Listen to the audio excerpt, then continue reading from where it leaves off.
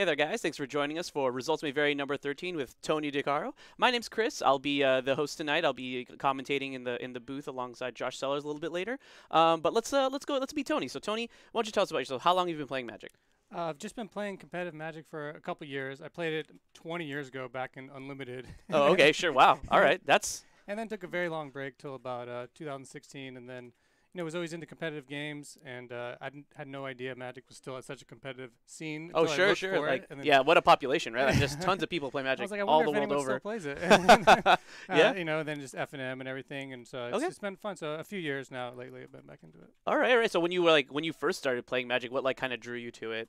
Well, I mean, just I love the fantasy, and then of Yeah. course the strategy. So and then I was always a collector. I had a lot of comic books and collectible comic cards and stuff at the time. Oh, sure, so sure, it was sure.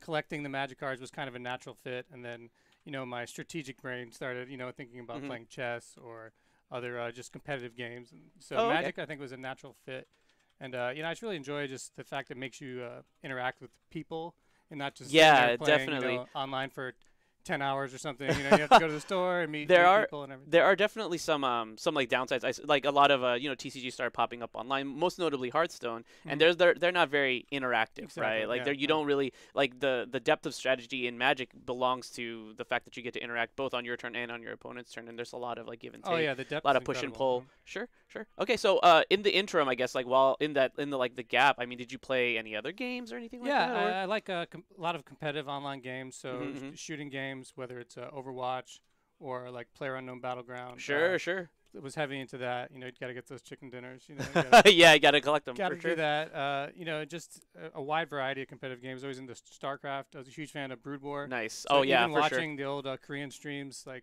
still watching it. Not Yeah, understanding yeah, anything yeah. they're saying. The but GOM TV, man. Of Yeah, course, I yeah. understand. Now it's on Africa, so yeah, I still watch a lot of competitive StarCraft, Warcraft 3, stuff Yeah. like that. Gamer at heart, then, right? Yeah, Yeah, but just in general, for sure. I might have played WoW for like 12 years too. But that's a Yeah, whole, we don't really that's talk a whole about that. dark Yeah, ages, yeah. sure, sure. So tonight you're bringing 8-Rack, but it's like a really interesting take on 8-Rack. Actually, it's blue black. So why don't you kind of walk us through? So you started obviously with like mono black, and what got you on that deck? Yeah, so 8-Rack's a fringe deck. I'm sure a lot of people have heard of it. Tom Ross, about a year and a half ago, a pro, got it popular. It's a mono black deck. Mm-hmm, It makes you discard. It's not for everyone. It kind of frustrates the opponent. yeah, sure, But sure. I know I saw him play. He wrote an article about it on SCG, great article on how to sideboard. So I started trying it and gravitated to it. Mhm. And there's actually an 8-Rack Discord, 8-Rack Oh, wow. Facebook group. Sure, Facebook sure. group. There's a Sure. good community out there, and we all started sharing ideas, from all around the world. At big tournaments, we meet up. Actually, Really? one of them here, Frankie, a friend of mine, is here tonight. So we talk on Discord all the time about 8-Rack, and Mhm. he's here tonight to play. Yeah. So And so this is the movement then. Blue black is yeah, the kind so, of th- experimenting. this then. year we played mono black for a year, and this year I wanted to try something different. So you can splash white for powerful Sure. sideboard cards. Yeah, absolutely. But Absolutely. with 8-Rack, consistency is kind of its biggest issue. People are like, well, what decks do you lose to? It's like, well, you lose to yourself usually because, Mhm. you have to draw the racks. You have to draw the right discard. It's the right Mhm, mhm. combination. So I thought to maybe add some blue, search for Skanta, Ooh, Baby okay. Jace, Yeah, sure, give sure. some filtering. And then to make room for it, I just cut my 4 ofs to 3 ofs. Because sometimes if you draw too many racks, they're not good. Or even like in Oh, Snaring interesting. Bridge Okay. or Liliana, sometimes you lose just drawing, oh, I drew Liliana, that's an awesome card, but then I drew another and another, Yeah. So I cut my 4s to 3s and then fit in the blue, and that was the idea. Cool. So like you're not. So are you still like 8-Rack though, or are you like No, 8-Rack effects, or It's only 6 racks. Oh, sure, So sure, I've actually sure. had some people say, yeah. it's not It's not- 8 rack Yeah. anymore. Yeah. But But you got to make some. You got to get with the times, right? Like Yeah, that's what so- it is. Like you got to try some new things. So is this your first? I think we saw you last week actually play with the blue black version, but we didn't see too much of the blue. So is this like? no, your- I think just didn't really draw it on that one match I was on stream. Sure, sure, sure. But this Okay. is a list I started working on in the new year. I wrote a big article about it for the 8-Rack people. I'll be sure to link it later. Oh, nice. Yeah, please, please. I've played with it online about 100 matches total. So Mhm, I've mhm. gotten some good testing in. This is the second iteration of it. Switched a couple cards out. So I'm hoping I can play it well tonight. Cool, cool. Yeah. And we can see some of its power. No, absolutely. And as you mentioned, it's like a fringe strategy, and modern is kind of home to the fringe. Like, yeah, you have to kind of compete with like some really, really big, powerful decks. Most notably, like KCI these days is gonna, that's gonna go the way of the dinosaur very, very soon. Yeah, so that starting just this got banned, Friday, yeah. right? So that's good. But then what that kind of means also is like you're gonna see some more ensnaring bridge decks. Like you're gonna see a resurgence probably in in like the Whir of Invention Exactly. Whir of Invention decks, right? So we'll see how kind of like the metagame develops. But 8-Rack, I mean, taking the metagame at a really substantially different angle could be well positioned there. Yeah, whenever there's a shakeup in the metagame, I feel like 8-Rack does well because our strategy doesn't change too much. And with KCI in particular, there was a lot of incidental artifact hate. No one has a sideboard plan specifically for us. So we just have to. We're victim of other people's sideboard plans for other decks. Yeah, of course. And KCI having a lot of artifacts. Obviously, people had extra artifact hate, which incidentally they bring in and it kills the racks. So less artifact hate in the sideboard, and then just people trying different things. And wrench mine and stuff is still good. So it's still true. True. Yeah. They're trying cuter plans. Sometimes they rack and just drive them right home. Yeah, definitely. And then like you also have like Raven's Crime and Delirium Skies. Like you have a lot of ways to kind of, really like amp up the discard. And you're playing Liliana's Caress now, is what I tossed one in there. One of the guys in the group on a mono black list 5-0'd online. So you guys lists published is one of the big things. So it's like there's 8-Rack list that's like online as a nice. 5-0. Yeah, league. for sure. And he had used Bitter Blossom and a Liliana's Caress. He cut down the 6-Rack also for the same type of reason where sometimes there's just too many. Too many. Yeah, sure. So alternate win condition. So I figured I'd try it. It's one of those ones that's right on the edge of maybe I'll cut it. Okay. It's all for GPLAs in a month and a half since Modern. Yeah, so you got to get that testing in for sure. It's like the beginning of March, right? Yeah, definitely. And then a lot of players, tonight and in general, like leading up to the event, we're definitely going to be seeing a lot of the big shakeup. Of course, like I just mentioned, it was KCI getting banned, but what's going to keep back Phoenix? What's going what's going to happen with all those decks? And as we move into that, we're going to get a little bit more a better look at the metagame and figure out through events from now till then. What we're dealing with. Exactly. But 8-Rack, or let's just call it 8-Rack. So 8-Rack tonight, we're gonna get Tony DeCaro going in there for 4 rounds. He'll be going all night, and so we're gonna be figuring out what he's up to, and then his opponents hopefully will also be trying to figure out what he's up to. But that's gonna be us for here now, and we're gonna rejoin us. You're gonna be rejoining us in round 1. So stay tuned, guys. Thanks.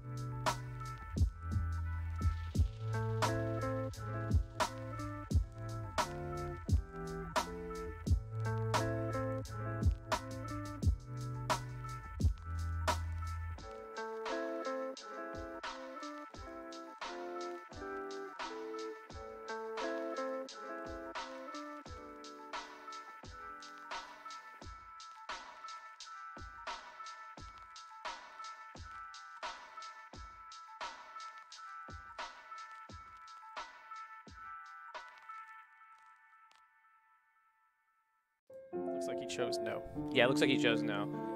Hey, guess what? What's up? We were not even live. Or we were live, but we weren't, our mics weren't on. Nice. Wow. Yeah, wow, big wow. Anyway, sorry about that, guys. I should have checked the chat a little bit earlier. That's my apologies. Wow. Yeah, big just talking to ourselves. I just like talking to you, Josh. Wow. Can I not want to talk to you? Wow. I'm just going to reintroduce myself. This is Chris, and Josh Seller's in the booth.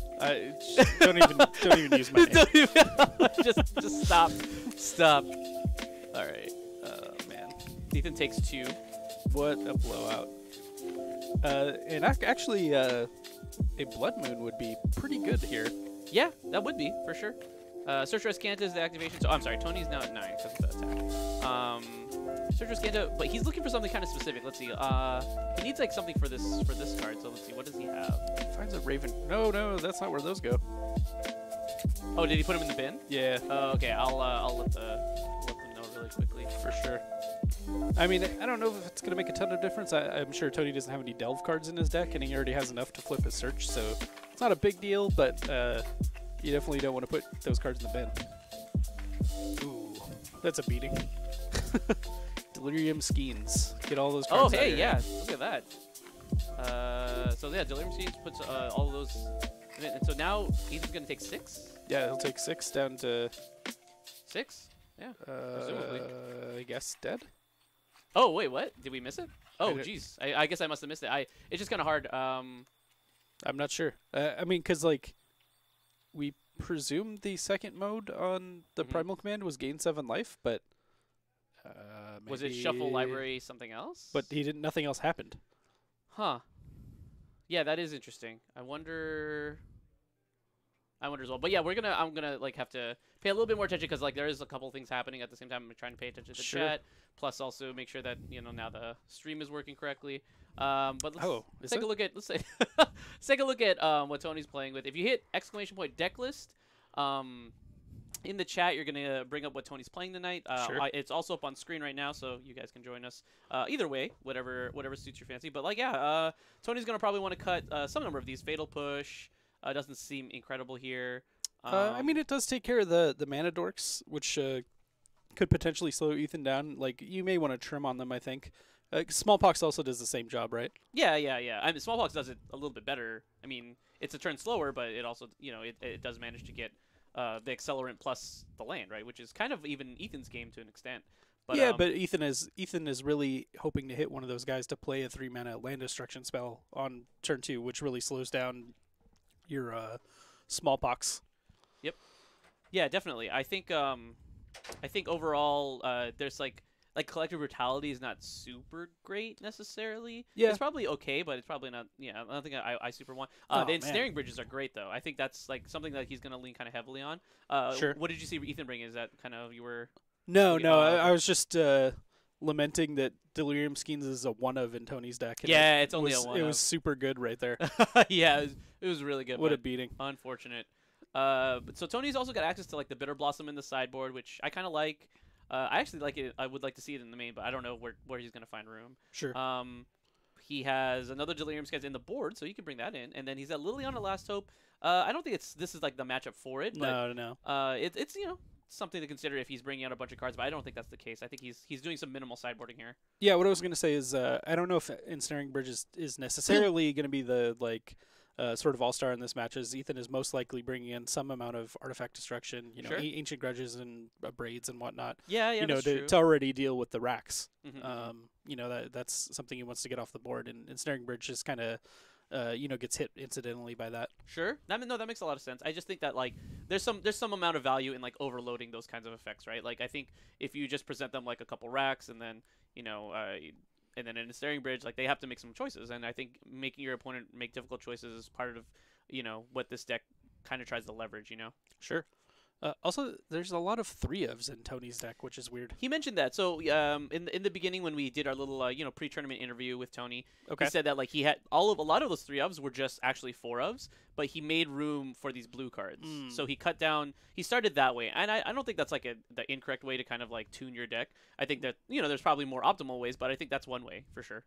Just to kind of try it out. Well, generally speaking, if you're looking to try something out, I mean, I guess the difference is that the permanents that he wanted to bring in are legendary, so like you don't necessarily want 4 of them. Yeah. But it seems like he's cutting down on some of his key win conditions and like three racks and 3 shrieking afflictions. He's actually only on 6 exactly. Yeah, he mentioned that in the. Why is it 8 rack well. then? Yeah, I know, but we're just gonna call that for the sake of simplicity. Come that's on, all. bro. I know. It's 6 rack. 6 rack. All right. Well, looks like Ethan's gonna take a mulligan here after losing game 1. Sucks. Yeah. So I mean he has insightful commentary. He has some he has some fairly explosive starts. So I'm not super worried about a 6-lander, or I'm 6-lander. Well, I am worried about 6-lander, but I'm not worried about a 6-carder. Yeah. Not too. All it needs is like Utopia Sprawl and a Blood Moon effect, right, or like a Stone Rain. So I think those are fairly high on the keepables. Sure. And Tony really dressed up for tonight. You know. Yeah, he mentioned kind of went all out. Yeah, I said like, hey man, are you ready to you ready to play tonight? He's like, yeah, I dressed up nicely for it. not gonna make you guys look bad. Sure. I'm like, all right, cool. That's a first. That is that is a first. That's the first time someone has accommodated us, I suppose. I guess you could say. Have dressed up for the occasion. Hey man, when you do this, this this is not a fancy. You could. It's not a fancy location. It's not a fancy affair. I barely dressed up for my wedding. I'm not dressing up for this shit. That's a lie. That's a lie. You know it. Oh yeah. You white tux. I look fancy as. Get out of here. I look fancy as fuck. It's so, like the complete opposite of not fancy. Can I get fancier? Let me add black to my my lapel. So yeah, Ethan got his 6 keeping. Sure. Looks like a keeper. I see 3 land. Looks like 3 land, like right there in the front, just like 2 forests. And I think that third card is P and Karen. Oh, okay, sure. Maybe that card pretty decent against like smallpox and 1-for-1 removal. Mm-hmm. Maybe it's not. Maybe it was an Eldrazi displacer. I don't know. It's kind of hard to tell. Primal Command off the top, not at its best here. No, and then Ethan, 2 lands, no plays. Probably also not where he wants to be, but Tony, what was that? It's like I'm going to him to Torok myself, just getting ready. Well, the thing is that they don't always have the smallpox. Yeah, that's true. That's true. Search was getting kind of interesting, actually. It works gross. Pretty nicely with. Ooh, okay, that's a guy. Works pretty nicely with smallpox, I think. To be honest, because when it fills the graveyard. Yeah.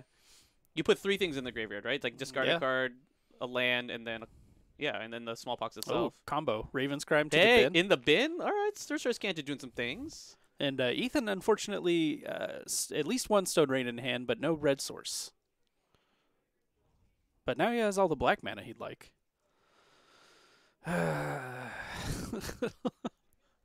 It always feels so bad to get smallpoxed. I feel bad even like watching it. Yeah, it doesn't. That's like I love that card so much. The Tireless Tracker. It's just like one of the coolest cards in Magic. I think. Like, I don't know. I just like that card a lot. Sure, Tireless Trackers. It's just good. It's good wholesome fun, man. A good lady. Yeah, I don't. Doesn't like to mess about a lot. Just really has one job and it's just good. Tirelessly really, does it. Really good at that job. Yeah, tireless. Yeah.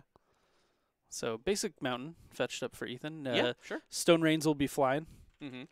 Do you think does he go for the Dark Slick Shores or the Urborg? I think if you get the Urborg, you're a little bit better off. I mean, like when this Search for Esconta flips, it's only adding blue, right? So disagree.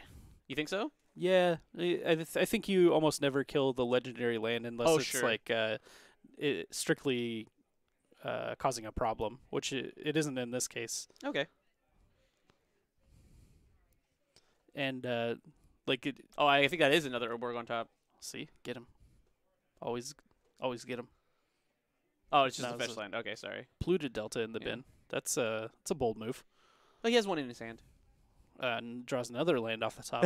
He's got lands for days. Yeah. But I don't know what other spells he's got. But I mean, that Sorcerer's Scanta is going to flip pretty soon. So he's doing okay. There's a Mutavault. He's got a win con.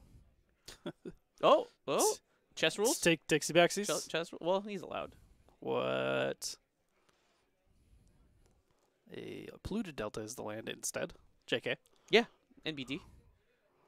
It's because I think he can add another to the pile and have a choice with the top card.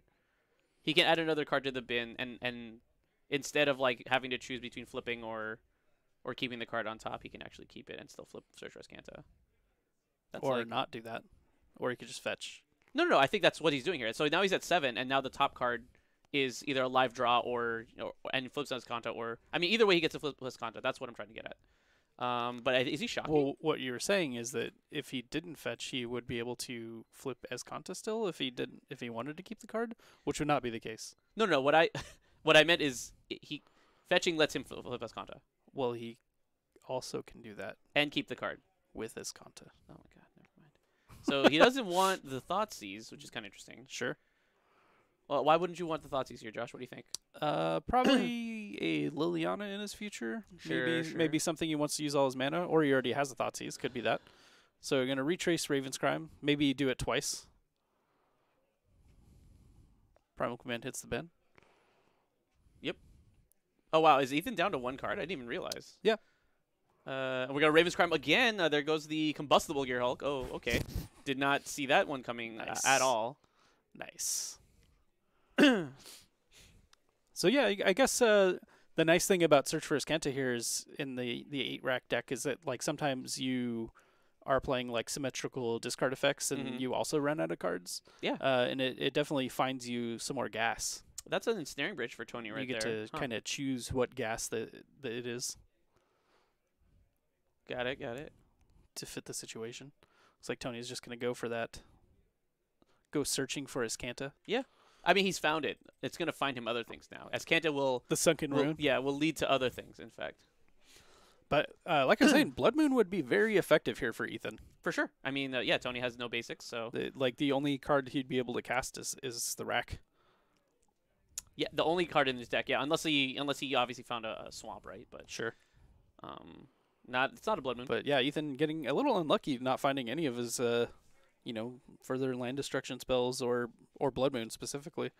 All right, so one more card for Tony. He finds a Raven's Crime, right? No, what's that? No, that's Shrieking Affliction. Shrieking Affliction. Oh, okay, that might be a little bit better, to be honest.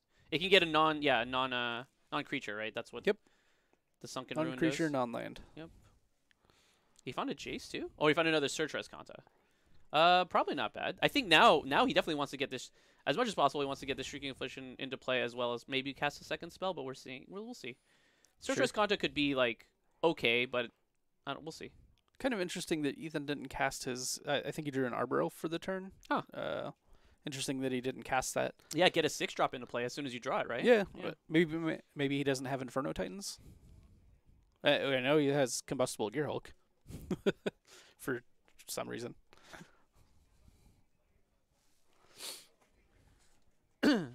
I know we were talking about this a little bit last week when Ethan was on, but a friend of mine also plays Red-Green Ponza. Sure. And he was playing around with Experimental Frenzy a little bit. Yeah, he likes it a lot. Yeah. That seemed to be Jason, right? Yeah, Jason. Yeah. I mean, that'd be really good here as well. Let's go. Who needs cards in my hand when I have all the cards on top of my deck? That's what I'm saying. Yeah, let's go. Just draw and play him all the time. Or off the top. I'll have to talk to him. Talk to Ethan about it. Another search for Tony. And Tony, much like you, Josh, is interested only in the most premium foils. Sure.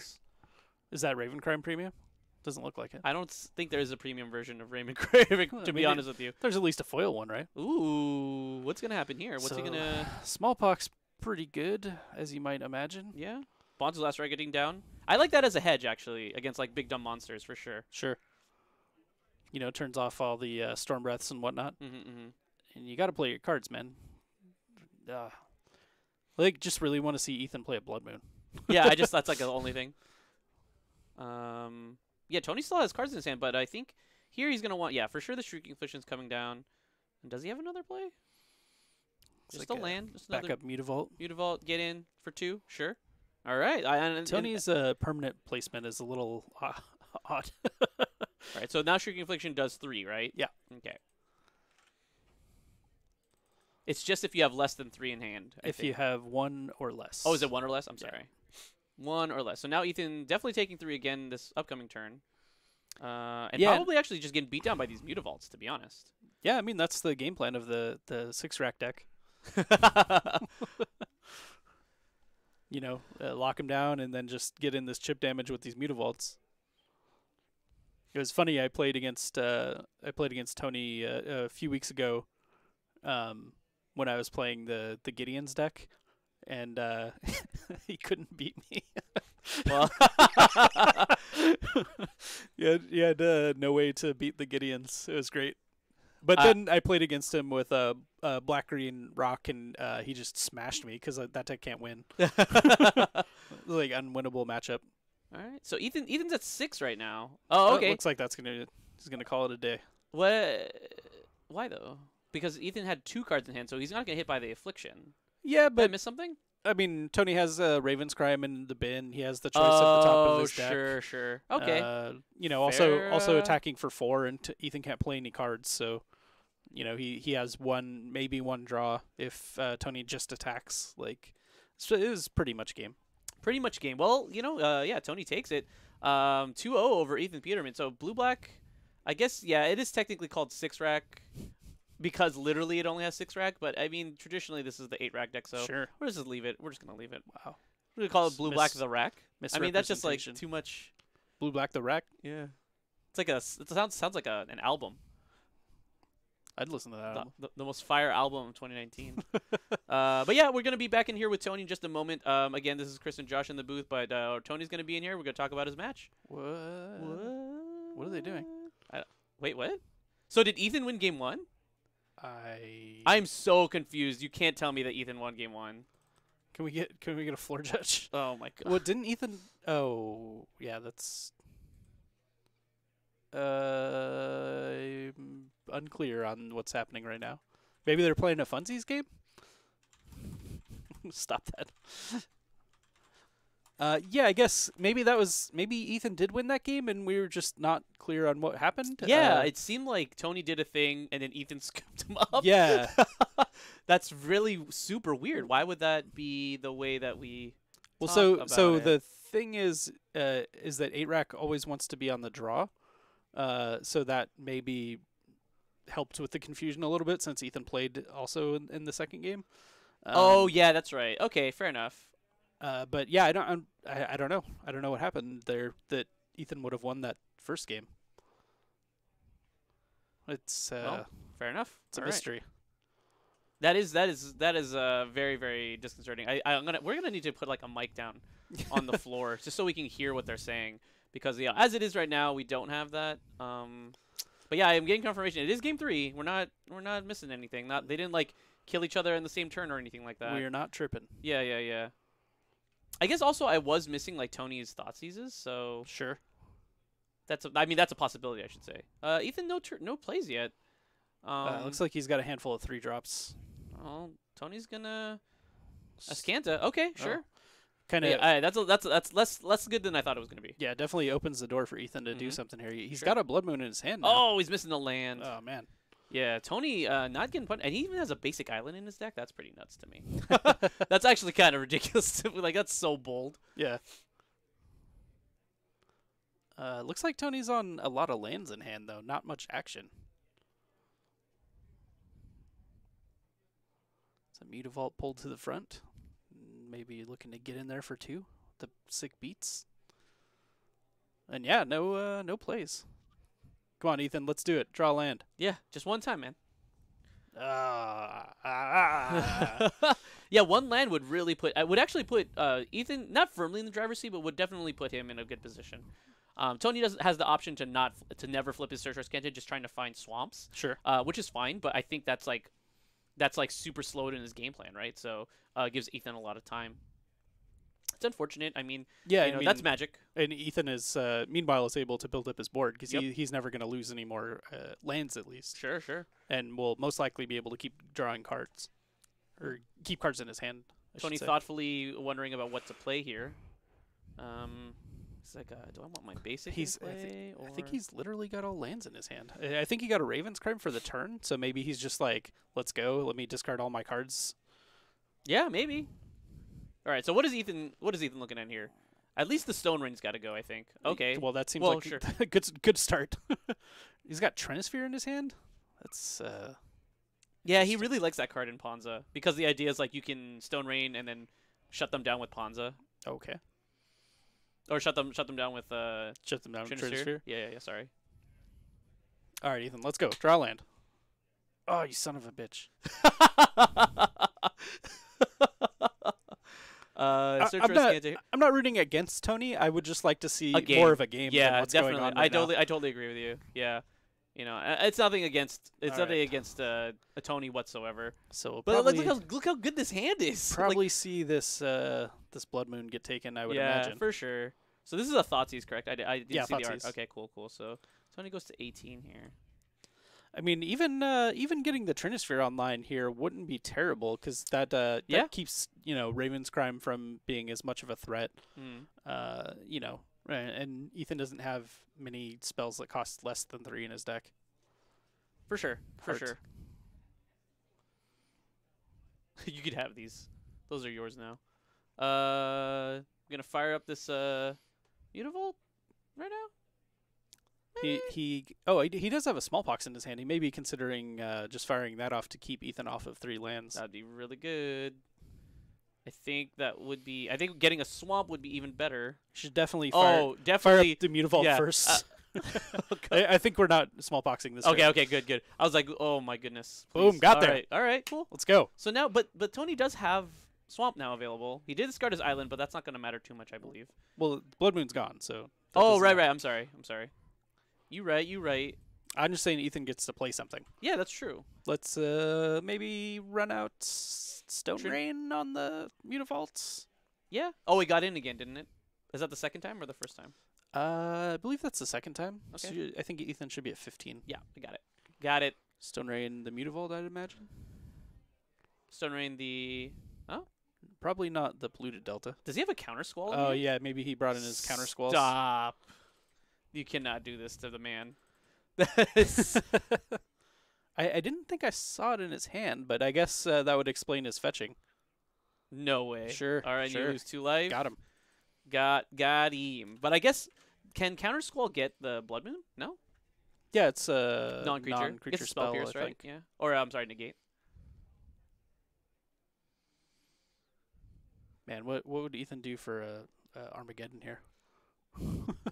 I mean, he'd probably be pretty not good, to be honest. But so Searcher Scanner goes to the bin. Good choice. Tony takes a draw.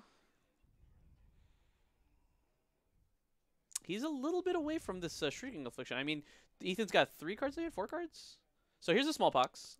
No, Raven's Crime first. Retrace the old Raven's Crime. No big deal. There's another 6-drop, sure.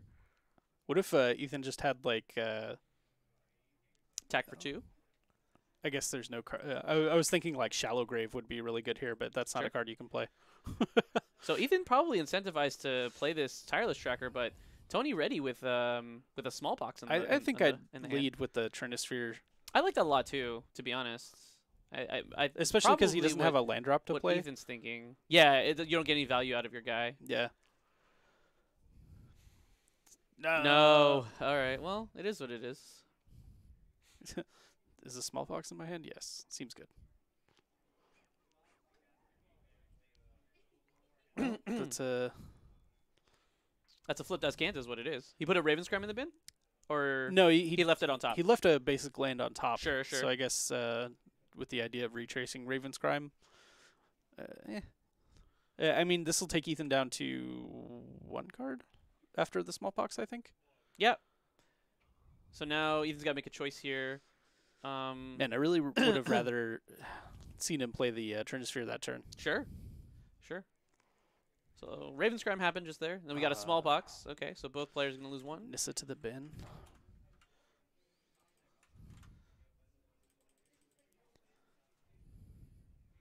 All right. Some lands to the bin. And then, this Mutavault's going to get in again. And then Ethan's going to take 3. This is a 2-turn clock. Yep. If Ethan plays his land next turn, which he's going to want to, right? Well, assuming he draws one. Well, yeah, exactly. Are there no lightning bolts in Ethan's deck? I don't think we've seen any. It's definitely a possibility. Ooh, Liliana. Yeah, that's pretty good. Okay, sure. That's game, no? No, he goes down to 3. Or he goes down to 2. Goes to... What? He's at 5, right? Oh, I didn't see he could activate it, because Ascanta's like in the not land zone. The not land zone. Sure. All right, well, Tony takes it. All right. Now, see, that was clean. That was, that's we knew who won that one, is what I mean. Sure. Sure. Yeah. Overwhelming advantage. Yeah, sure. He's got like 1,000,000 permanents on board. Ethan has no hand. I mean, if that's how you like to play Magic, if that's how like you win your matches, more power to you, I mean that's how I mean definitely how 8-Rec is trying to function. Sure. Denying the resources and all that. Like overwhelming dominance. Yeah.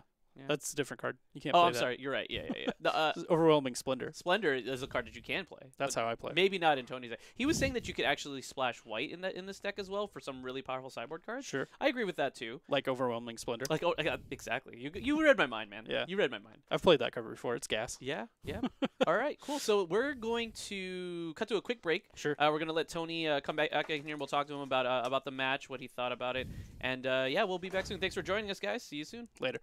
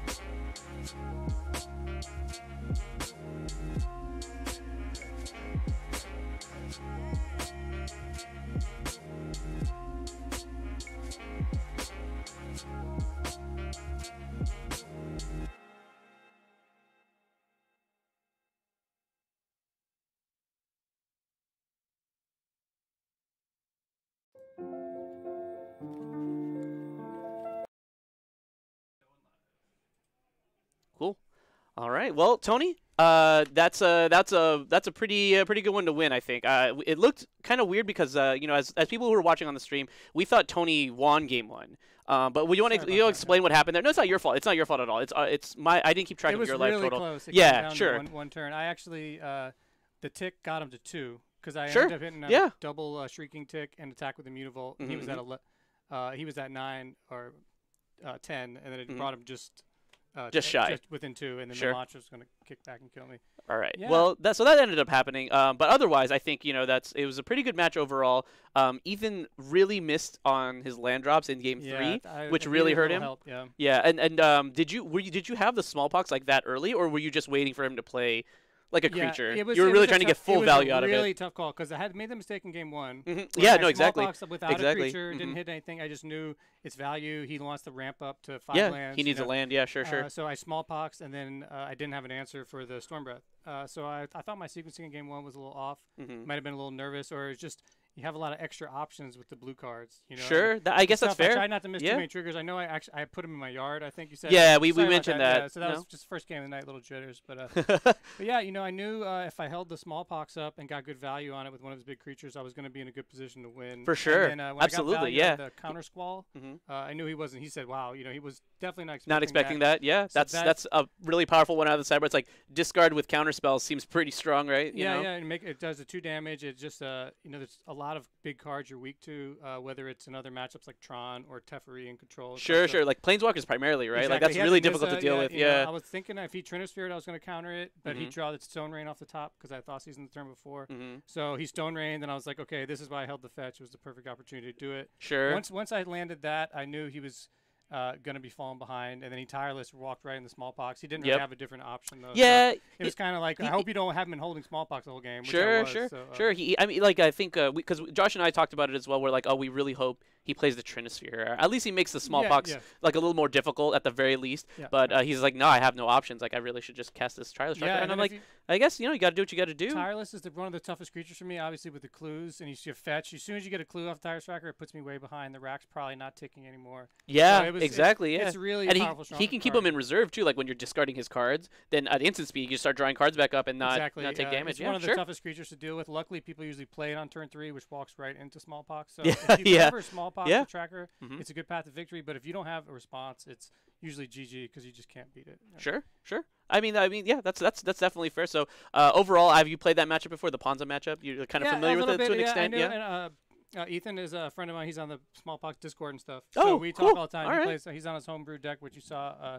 So it was good. We talk a lot about our decks. We practice a bit. So that's good. We know each other's decks. That's why he was holding up cards against the rack. That game, and then Delirium schemes them to dump his hand to 0. Yeah, that was really that's another reason why we thought you won game 1. It was bomb. Because you're like Delirium schemes. He's basically dead. But I forgot about the dragon. I knew when I was casting it, I was like, I'm dead next turn. But I wanted to just show like how close it was because even though I lost, like you guys thought I won. It was close it was super. Crazy close. Demonstrating the deck for anyone watching and stuff. It's pretty definitely. Pretty fun, yeah, we've got some. We've got some of your friends from the Discord. They're in the chat right now. Oh, great. Rooting for you. Yeah, thanks, so that's guys. pretty good. We're gonna be having them all night. And I forgot to mention at the very beginning, we do have like our players kind of project like what their record will be at the end of the night. It is results may vary, so it could go either way. But it's kind of just like a fun tradition that we have. So what do you think? At the end of the night, what do you think your record will be? Well, I think 3-1. I think I got off on the start. I was thinking 2-2, but with an intro win, hopefully I can pull off. Start strong. Three, but it's 8-rack. It's perfectly likely to lose the next 6 matches. To be honest, the search risk can't look super impressive. Yeah, it was nice. It looked really good, and being able to cast them. Dark Slick Shore is a really important land. I run 3 of them. You never go up that many lands. The last game was kind of rare because you had like 5. I had the smallpox. I was like, it made sense just to keep playing them because I wanted to play and have open counter swap. Sure. But in general, the Dark Slick, if I have a Dark Slick in my hand and a Search for Escanta in opening hand, or Baby Jace, which I didn't get to use. Yeah, you didn't get to play that this game, but yeah. Either of those is really good if they can stick. And it's exactly what 8-rack needs, just a little more options. Just another Urboard, which is, I have one, that sucks. Yeah, but, for sure. And one of the kind of interactions that we, that's sort of somewhat obvious is like with the Jace, like when you flip him eventually, like you can protect him, but then also you can like flashback your discard spells, which is like super a smallpox or a Delirium Skies. Like it's like pretty brutal. So so off to a good start, and we'll catch you for keep it up. catch you for round 2. Thanks, Tony. Appreciate it. Let's do it.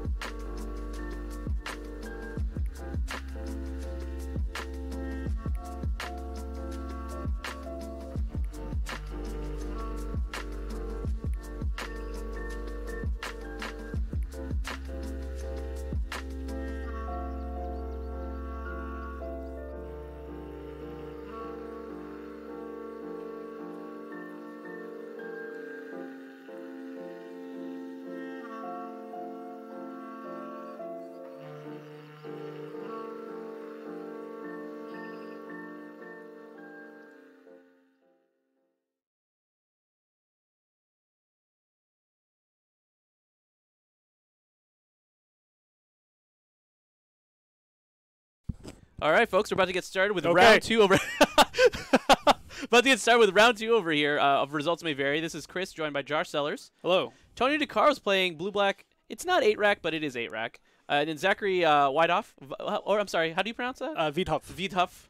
On Esper Gorio's Vengeance. Well, I might have to ask him how to pronounce that later. I feel a little bad. Well, I mean that, but it's fine. I mean, I don't know. It's close. Yeah, look at it. I mean, is he from Germany? No. If he's not, then it's probably Whitehoff.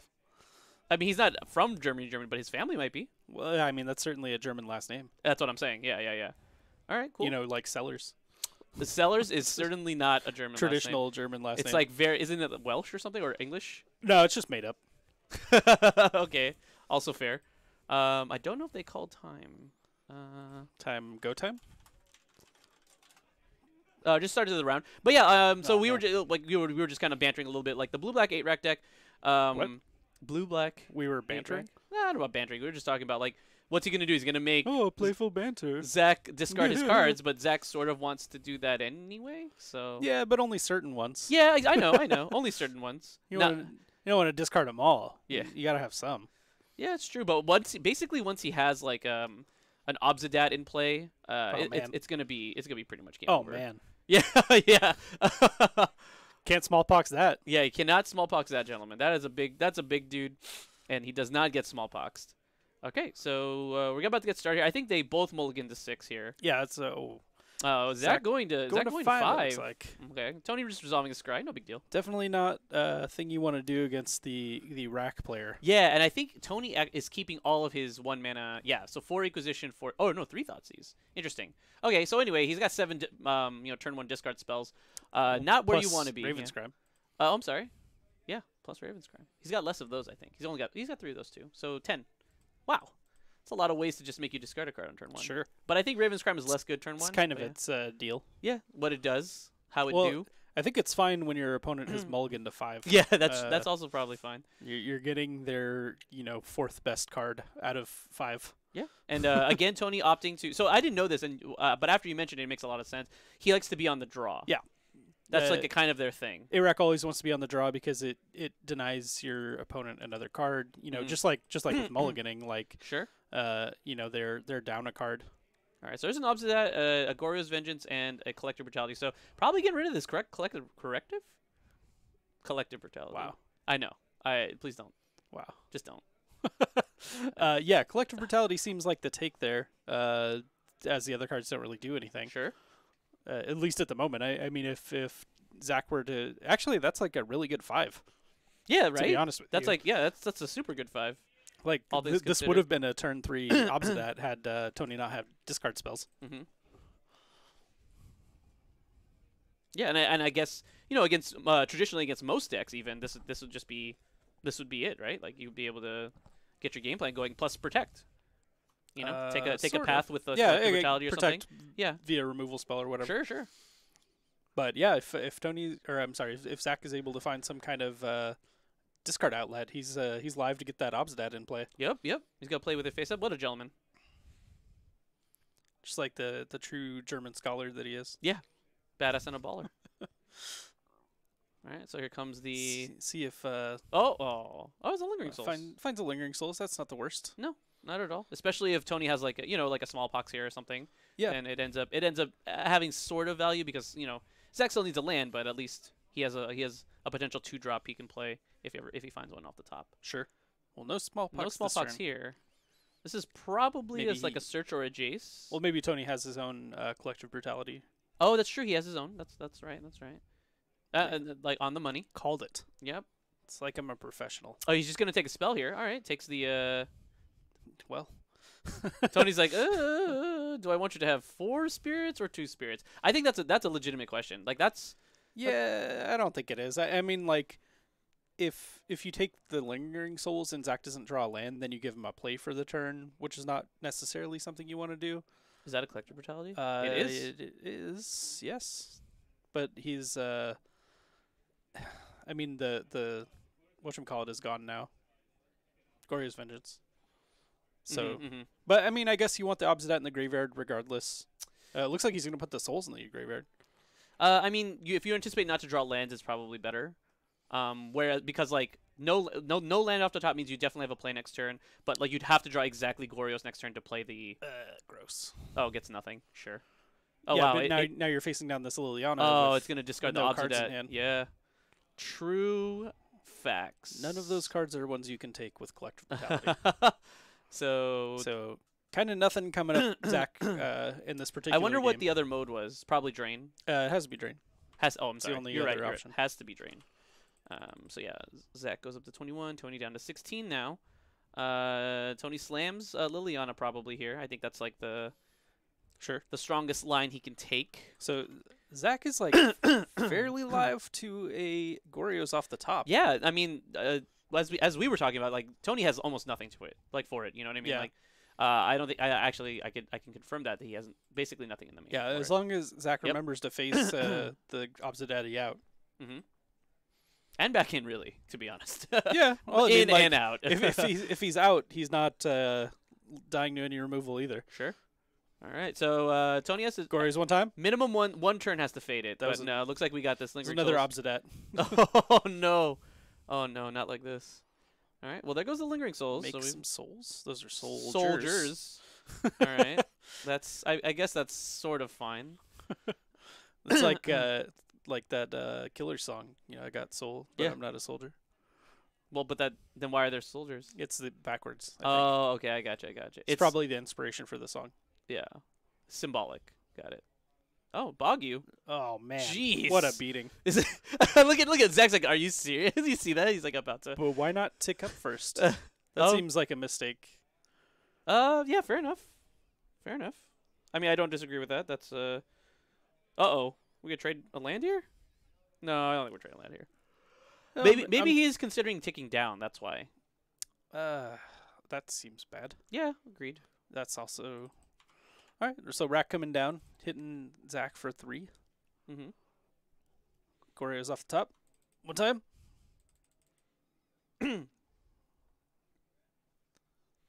One time. One time. They're just getting the life totals correct, as Sure. as I should be as well. So I think we're correct right now. One time. Oh wow, he's not even gonna look at the card. What if it was a Goryo's Vengeance? I'm pretty sure he looked at it. Oh, okay. Sorry. All right, so down to 3 here Looked like on this It Liliana. was possibly a Liliana Ooh, of his own. that's no bueno. Yeah, and unfortunately Zach is A caress? ugh. Jeez, this is just like a ton of damage. So this is 2, right? beatings. Migrum? Yeah. So 2 from that, 2 from this Mutavault, 3 from this Rack. Adds up quick, huh? Yeah. Wow. All right. Take It's like 3, go to 9. Building a better burn deck. Yeah, because your opponent has no cards in hand. Thought Scour, myself. Bingo, bango, draw. Oh, those are his lands. Not sure if we needed those, but Well, it doesn't matter now, right? Like, I think we're stuck with whatever's in hand. Because if it was a Yeah. land, at least you get to play it and not lose out totally. But here, like, you just lose the card, whatever you drew. So Yeah.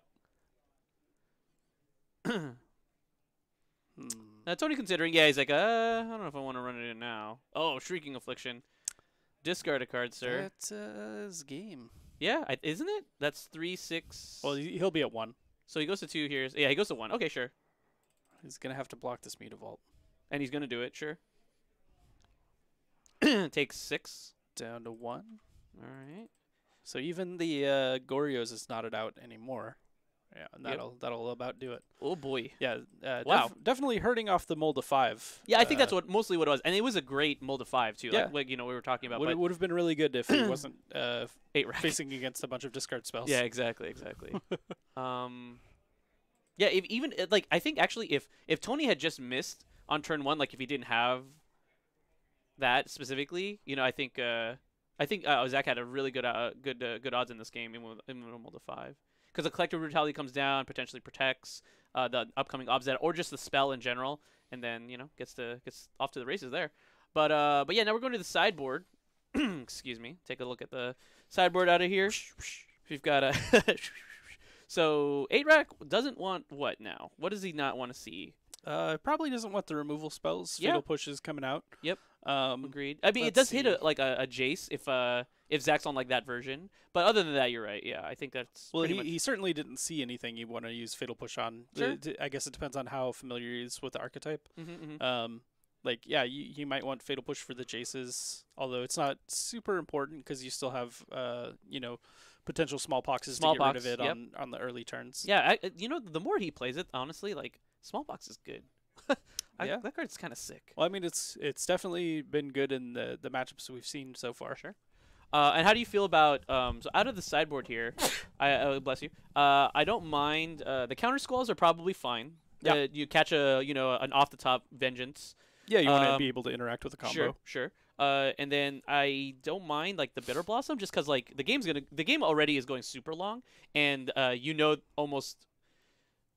I guess he could have disenchants, right? But yeah, like he's not gonna have like too many ways to interact with it if he's not already interacting with Surtress, Kanta, Ensnaring Bridge, it's Shrieking Affliction, the Rack, etc., etc. So well, I think more likely he would just want the Graveyard Hate. Oh, sure. That's also very, very valuable, I think. But it just seems like yeah, I guess he just can't stop an Obsidian. It's like literally cannot stop that card. There's like definitely Zach's sort of winning line is getting his Obsidian online. Yeah, his trump card here for sure. I mean, Ensnaring Bridge could potentially slow it down a bit, but it still does get the drain. And that's the 2-point swing in Zach's favor every turn. Absolutely. So if he's able to hopefully keep a 7 here, then well, I mean, now that he's like at least he knows what he's playing against, right? So here he's a little more likely to keep, like, even if it's not like the greatest 7, he's probably going to keep it because, like, again, mulliganing is just like I think really you just keep it whatever it is. Oh yeah, even if it's like a take the draw, keep 7. Oh, you say take the draw? Yeah. Okay, yeah, definitely. You got to play the matchup, right? Like you're not even really playing your deck; you're just playing the matchup. Sure. I agree with that. Sure. I think that's like, to be honest, I think that happens less in Modern than it should. But I mean, I just want Magic to be played more like that in general. But that's just me. Mm-hmm. Well, I mean, the only real time you want the draw is against this particular deck. Yeah. Sure. Like everywhere else, you definitely want the play. Mm-hmm. Looks like he brought in Ceremonious Rejection. I don't care for that too much. It only gets 1 card, right? Or 2. Well, so yeah, technically, the Rack and the Ensnaring Bridges that Zach did not see. Yeah, he didn't see them. But I guess like he just wants cheaper interaction. But it's like, but it's the only card. So it hits. narrow. Yeah, the Rack costs 1. It's not like you're going to be able to like snipe it for sure. Yeah, you're not necessarily going to be able to snipe it, and it's not like you're going to be able to keep that card in your hand for like if Tony Raven crimes me and I'm holding a Ceremonious Rejection, that's the first card I'm pitching. Yeah, it's going for sure. Yeah, and I agree with your line previously of like he probably should have ticked up before playing the Bog. Sure. It's just +1 card, and it's just good. Like he didn't know it was a it was another Obsidat, but still that's actually better. Right? All of his cards are relevant in the graveyard. Exactly. Or at least like that's his strategy, right? Is like to have relevant cards in the actually, graveyard. I think he brought in 2 disenchant, so he's like super ready for what Tony's packing. But did he take the draw? That's the real question here. Looks like he did not. Yeah. He's got a Ceremonious Rejection lined up, and then also, does he have a Thought Scour, or is it just pieces of the puzzle? I can't tell. Yeah, it's pieces of the puzzle. No Thought Scour, though. And Tony has a play, but debating. Is that good? Inquisition? Sure. I think it's a good target. So, and this is another thing, too. Like, I think, beyond just Raven's Crime, like, I think just, like, any of the discard spells, taking the counter spell and then resolving my guy. Well, I wouldn't even take the rejection. Oh, no, absolutely not. No. Probably taking... probably Jace. I like taking the Jace. I guess it depends on what Tony has in his hand. If he has a Smallpox, you don't take the Jace. Like, then you just take the pieces of the puzzle. Sure. And just kind of work through the other cards. Definitely. And I mean, well, Tony does have a Rack in hand, so he's like looking at this rejection, but I think he should be playing the long game. I don't think he should be looking at the Rack as if it's like a potential, get this down early and then start dinging him. Okay, so no Smallpox. Nope. Passes it back. So Zach will be able to at least develop his lands a little bit. Oh, draws a Collective Brutality for the turn. Probably not quite ready for it, to be honest. Oh, no, just kidding. Just, I guess he wants to get it going. Goes to 18 here. He doesn't have a... Does he have a white source available? Polluted Delta was the other thing. No, that's a Watery Grave. It's a Watery Grave. So there's a Collective Brutality. No discard. Just going to take a look at the grip. He's going to see a Thoughtseize. Probably wants that. That is the only one he can take. Yeah, he takes it. I think it's fine. Yeah. Unfortunately, he has no removal. This Jace is going to come down next turn, correct? Is there a land? Yeah, there is a land. So Jace is going to come down, and that's going to be super problematic for him. Jace is in the graveyard. No, Tony has his own Jace. Oh, I see. Yes. There's a lot of there's more Jaces on the screen right now than we've seen probably in like the last couple months. No joke. Because the last time we saw a Jace Rince Prodigy was when another Esper Goryo's Vengeance deck was on stream, which was again, yeah, like last year, sometime a couple months ago. Yeah, definitely would have been beneficial for Zach to, hold it for the next turn. But it's not like he knows that Tony has he a can't, Jace coming down. He can't know that. Sure, it's better to get the card out of his hand. Yeah, and that's kind of like practicing. Like the patience of like holding on to your like even if it's like pseudo removal, kind of like what Collective Brutality is. Like practicing patience with your removal is such a skill in Magic. Like I fall prey to it all the time. Like I'm just like, yeah, I just want to kill that thing right now. But like A, there could be better targets, and then B, there could just be better opportunities. Sure. You know what I mean? Like that's the big thing for me is like I like to cast my removal spells at sorcery speed because I don't like to get blown out, basically. Sure. But I think there are higher upside, plays than that, and you just got to kind of roll the dice. So yeah, but I mean I think it was right there. I mean there's no way for Zach to know that exactly. like Collective Brutality would have been better the next turn. Like, exactly. He wants to protect his pieces of the puzzle, which he really wants to cast on this next turn. And he got to do that. Sure. And he wants to. It's all right. The premium versions. Yeah, which one's better? The Wunderkind. The Wunderkind. The Wunderkind. There's another version too, isn't? Oh no, it's just these ones. I think. It was SDCC and that's it for the premium. Wasn't there like a From the Vault one? Was there From the Vault Transform? Not this one. Not the Jace. Well, not with the Black Jace. It was the regular one. Sure. Oh, what? So it takes a Brutality and a Inquisition. That's a good take. Yeah. I mean, he bins Lingering Souls and opposite that. So he's I mean, that piece of the puzzle was basically draw 4, right? Like it just it puts a lot of stuff into the draw 3, but it puts a lot of action into the bin. If Tony draws a Bojuka Bog, it's kind of sad, but he set up to do other things. And, overall, very good. No flip of the Jace this turn. No flip of the Jace. That Collective Brutality will actually be pretty good. True. The backup. Yeah. Yeah. If Tony had a chance, he probably should have gotten a spell out just to flip the Jace. That way it doesn't fall prey to the Collective Brutality. But well, he didn't. At least from the last time we saw his hand, he didn't have anything to actually put into the graveyard. Oh, sure. So I don't know if he ever found a land for the Liliana. Yeah, for Liliana to get a card in that way. But it looked like he had all permanents in his hand last we saw. All right. Well, Tony's only going to get one shot with this Jace. Oh well, I guess he found it off. Yeah, it looks like he found a land there off the land drop. So, tick up. Both players discarding a card. By Ceremonious Rejection. Yeah. It's the fastest. I mean, you could possibly discard the land here as well, but I don't think that's right. I think we want to discard this Smallpox because it's otherwise kind of disappointing, to be honest. No way. Disenchant. Yeah, I mean the Shrieking Affliction is going to be sick, but I don't even think Zach really cares that much. He's going to tear Tony's hand apart right now. I mean, you gotta think it's unlikely that Tony kept instant or sorcery in his hand. Yeah, like he's trying to minimize the effect of the Collective Brutality as much as possible. Yeah, I mean, he discarded the Smallpox there. And, I mean, Zach doesn't have... Oh, he drew another Ceremonious Rejection? Oh, that's so gross. I mean, he has fodder for this Liliana, right? I mean, yeah. Or for this Collective Brutality, he can escalate it twice.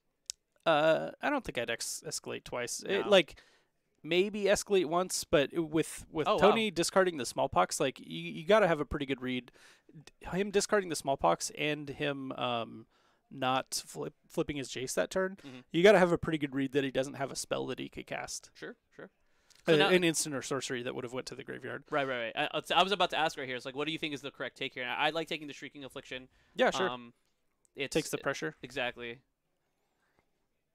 But now Tony's got one of his other kind of important blue cards, one of the only blue cards in the deck in Search Rescanta in hand, and Zach has no way to interact with it, and it's very likely to take over the game, honestly. I know we have a Lingering Souls lined up in the bin at the moment, but I mean that's only going to do so much when Tony is, ripping apart his hand, and plus he's also going to be drawing cards off of the Search Rescanta. So, I mean, we'll see. Looks like Tony found, I think, a Liliana's Mastery in his hand. Liliana's Mastery? Or what? Yeah, that one. I was like, Mastery would be pretty good, though. Like, what are you talking about right now? Yeah, I mean, it's going to be pretty good next turn. It doesn't have to be good right now because obviously he wants to Search Rescanta more. It looks like he's he's going to discard it. Sure. All right, fair enough. Zach's got one more where those came from. Got him. He's got a... Oh, now he can cast up? No, he can't. It's blue. It's white, right? Yeah. Yeah. I still think you're pretty interested in playing that land, though. Like, oh, yeah, absolutely. Get the souls back. Yeah. I mean, have access to white mana. That's what you're really looking for. I mean, you're going to lose your Ceremonious Rejection, but I don't, like, that seems fine. Zach does not feel the same. He's definitely holding on to that. Yeah. Like, giving up access to white mana over keeping a reactive counterspell when your opponent has, like, an active Liliana in play seems loose. Seems very not optimal. Loose. Okay, easy. Loose. All right. I mean, I'm sure Zach doesn't have a ton of white spells in his deck, but he's got some. That's why he's playing 3 colors. I mean, it seems like that's what you want to do. Tony taking a tour of Azcanta. Yeah. These runes are so nice this time of year. Maybe looking for a card to discard to his Liliana uptick. What was in his hand? I don't know. Oh, okay, sure. No say. Extirpate. Extirpate. Interesting. Was that in his sideboard? Is that in his sideboard? Did I miss another sideboard card somehow? I don't know. So extirpate. Is that in the main? I couldn't tell you, man. You got the list. I do have the list, and there's not. So extirpate, going to town, taking these Obzidats. Huh. Oh, did he maybe replace like a surgical with an expert? I couldn't tell you honestly, but like I think that's probably. Man, there's another Ceremonious Rejection in his deck. He brought in all 3, huh? Man, that feels so bad. We're not going to extirpate those. No, we're going to leave them. How does Zach win now? Is what Tony is asking himself. And it looks like attack with Lingering Souls is the answer. Yeah. Which is not. Come on. Yeah. Like, he knows about it, and it doesn't do anything. I'm trying to fight the good fight, but it's not quite working out for him. I mean, like if he draws like a Lingering Souls here, he's gonna feel. He's pretty, obviously just gonna draw his other Ceremonious Rejection. Is that Lingering Souls? That's Lingering Souls. What do you know? Yeah, like I said, like I think like Lingering Souls would have been so sick right there. Do you know what I mean? Like it manages the Liliana, eventually it just kills Tony. Yeah, I mean he would have been able to make all 4 tokens, and Tony doesn't have any sweepers. He has like a Bontus, right? Like a one of. There's an. Oh, okay. Well, never mind. Oh my God! Oh, in my face! Got him! How did he just played it right into it? Oh yeah, he could have. Oh, because if he discards, I guess. Yeah. Yeah. Oh my God! In my face. Yeah. I apologize. Suck it, Josh. I apologize. Suck it. Oh my God! Look at this. Oh, everything is coming up, Zach. Now. Everything's coming up, Zach. Now, jeez. Let's find some more soldiers. Yeah, soldiers. Oh man, what a reversal!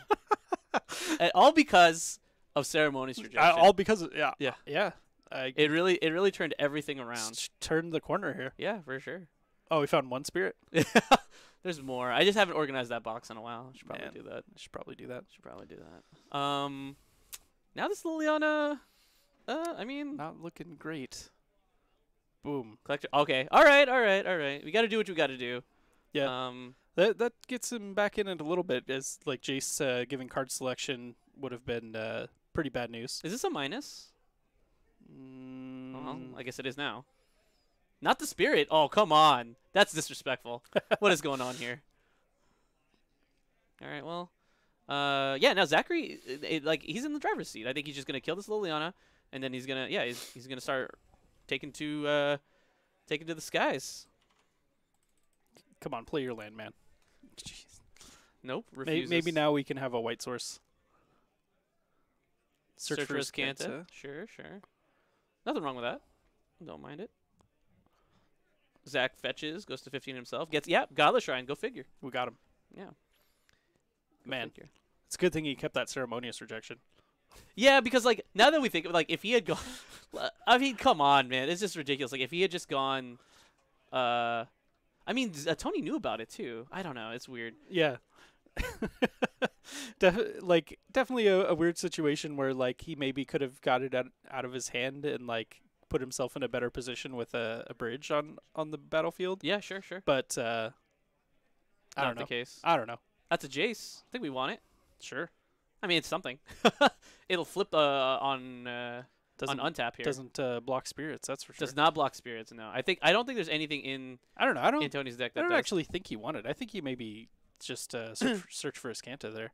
I think the thing is it's two spells a turn starting next turn, right? So, and that's what he wants.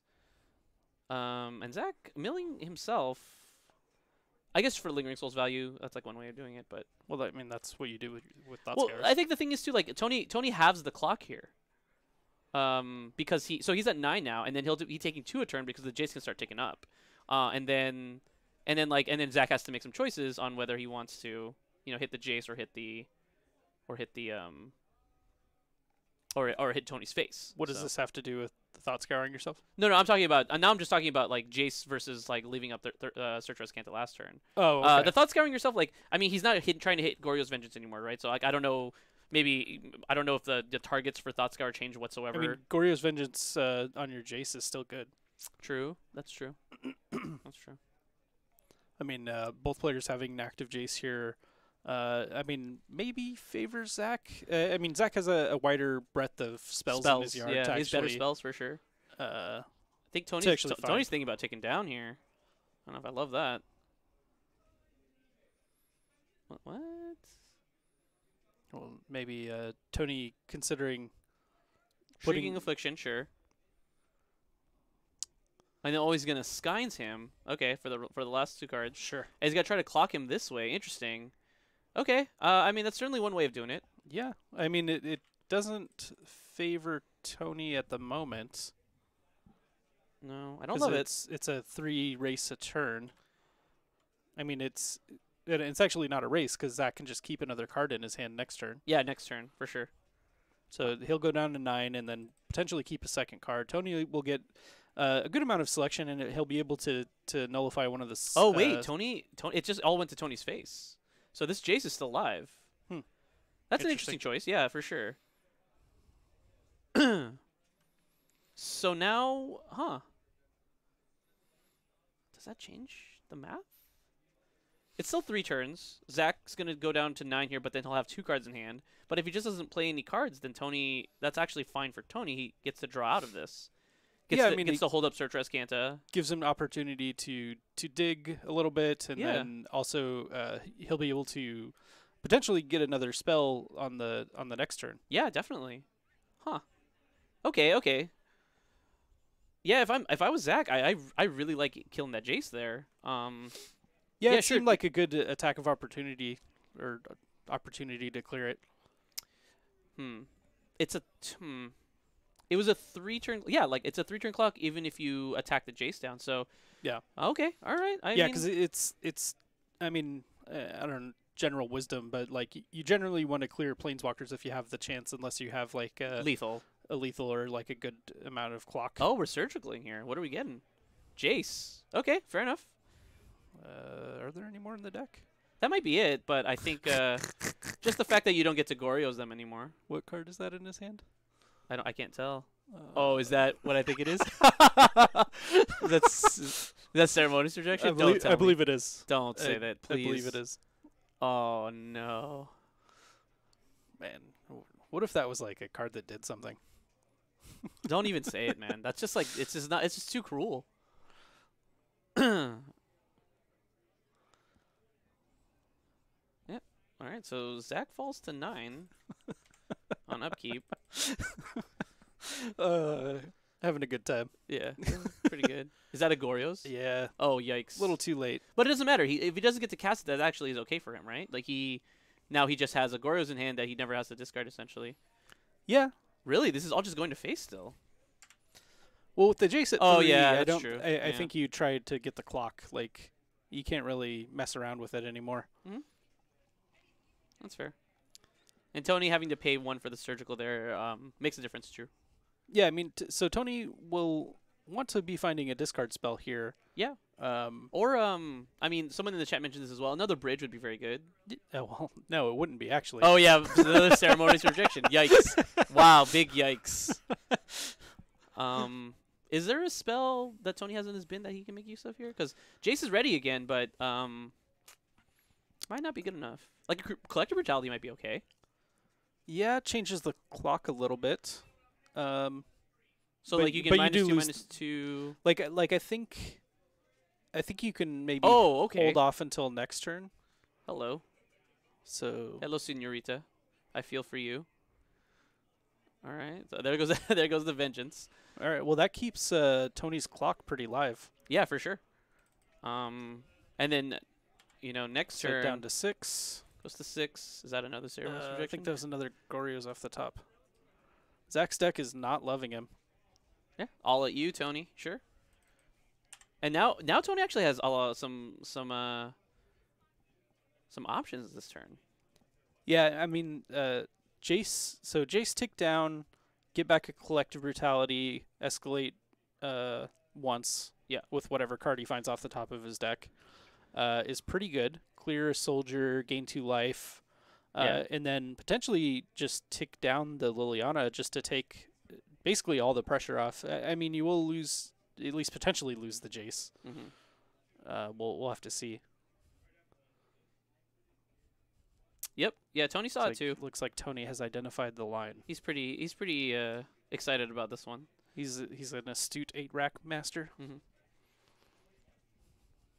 Looks like Zach looking at the old sideboard, maybe thinking about what else he could have brought in.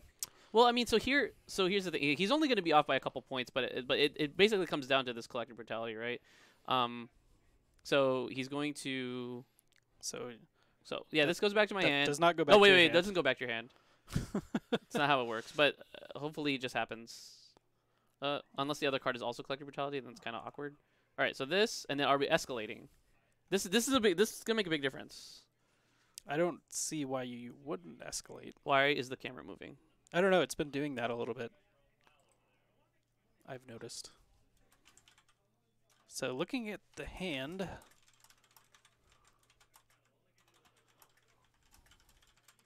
Oh, it's a rack that he found. So that'll be almost. Oh, that'll be lethal. Nice. On upkeep, right? So here comes the click. Oh, maybe he should have clicked on the upkeep. Does that matter? I don't know. That's kind of crazy. All right. Well, there goes. So Tony takes it. 2-0 right there. Oh, interesting. Actually, yeah. kind of an impressive line. Yeah, why didn't? Oh, maybe he was just looking to click himself. But then he should have done it in response to the Collective Brutality. I mean, is there a chance that he just doesn't want to click at all because of like something like this? Like, what if there's a second Shrieking Affliction? He just wants to keep 2 cards in hand. Well, but he could have clicked Tony and made sure that wasn't the case. Sure, like after the search. Yeah, that's interesting. True. I mean, like, true. at least like give yourself a chance of not dying. Definitely, and then also ensure that you can attack through a double Planeswalker activation, right? Because like we were talking about that, that could have definitely alleviated a lot of the pressure. Yeah, no, that would have just won without any further interaction off the top from the click redraw.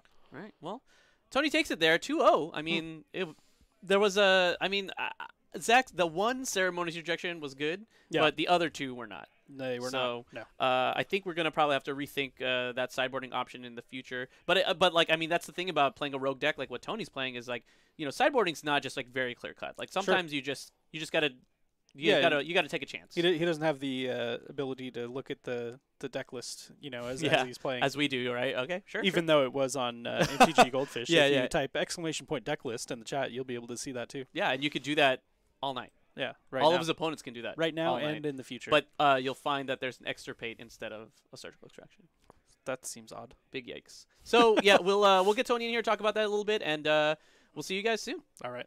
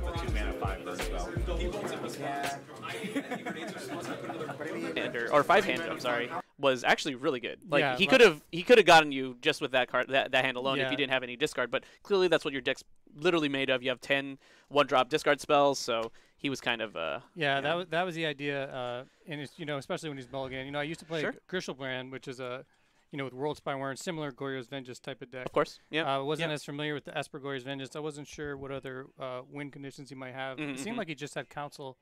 No Griselbrand, sure. I made the big misplay where I Bajuka Bogged. I was so happy to top deck it, and then then you discarded the opposite. I mean, like, oh man, you let him in. Sure. That was a huge misplay. Foot in the door. That was the game in Mulligan though, so luckily that didn't come back to cost me. For sure. Game 2, super grindy. You could see how Search and Jace really lifted you out of it. Yeah, absolutely. Yeah. The Jace, the first minus, I got Delirium Schemes, and the second one, I had a lot of options, but I went for like a winning line. So Josh and I also commented on that. Like that was a really kind of tricky line. Like it's if you get if just on the off chance he drew like a second or like another Ceremonious Rejection, or even if you drew like a Disenchant, you're in a big trouble. Yeah. That's like a line that could very easily lose you the game, because then there's still pressure on the board. You've used your Planeswalkers, and you're kind of like, you're in a bad spot. You got 2 life. once the collective landed, and I saw he had a click in hand, he missed his opportunity to try to cast it to get the rack in response to the brutality. Absolutely. Which he certainly could have done. That's what he was talking about after the match. I could have responded. Because obviously at that point the Lily was going to take it. One way or another. It was super close. I was really low. Sure. I was really thinking about using brutality to get life back, but then I saw the line. If I could just take, take one card, just and drop look, a rack, and then Lily eat up, he was going to get the damage. So, yeah, it was super close, fun match. So, look forward to the next one. Yeah, definitely. So that was that puts, like I said, puts you at 2-0. One more puts you into your projected projected record. So we're looking. We've got our fingers crossed. We got our fingers crossed. Keep it up. Yeah. 4-0 dream. So keep it the for those of you in the 8-Rack Discord, send Tony your energy. Yeah. Spirit ball this thing. Let's go. That's right. All right. Yeah. All right. And then I think that'll be good. We'll get you in round 3. Yeah, let's do it. Thanks guys. Tony. Appreciate watching.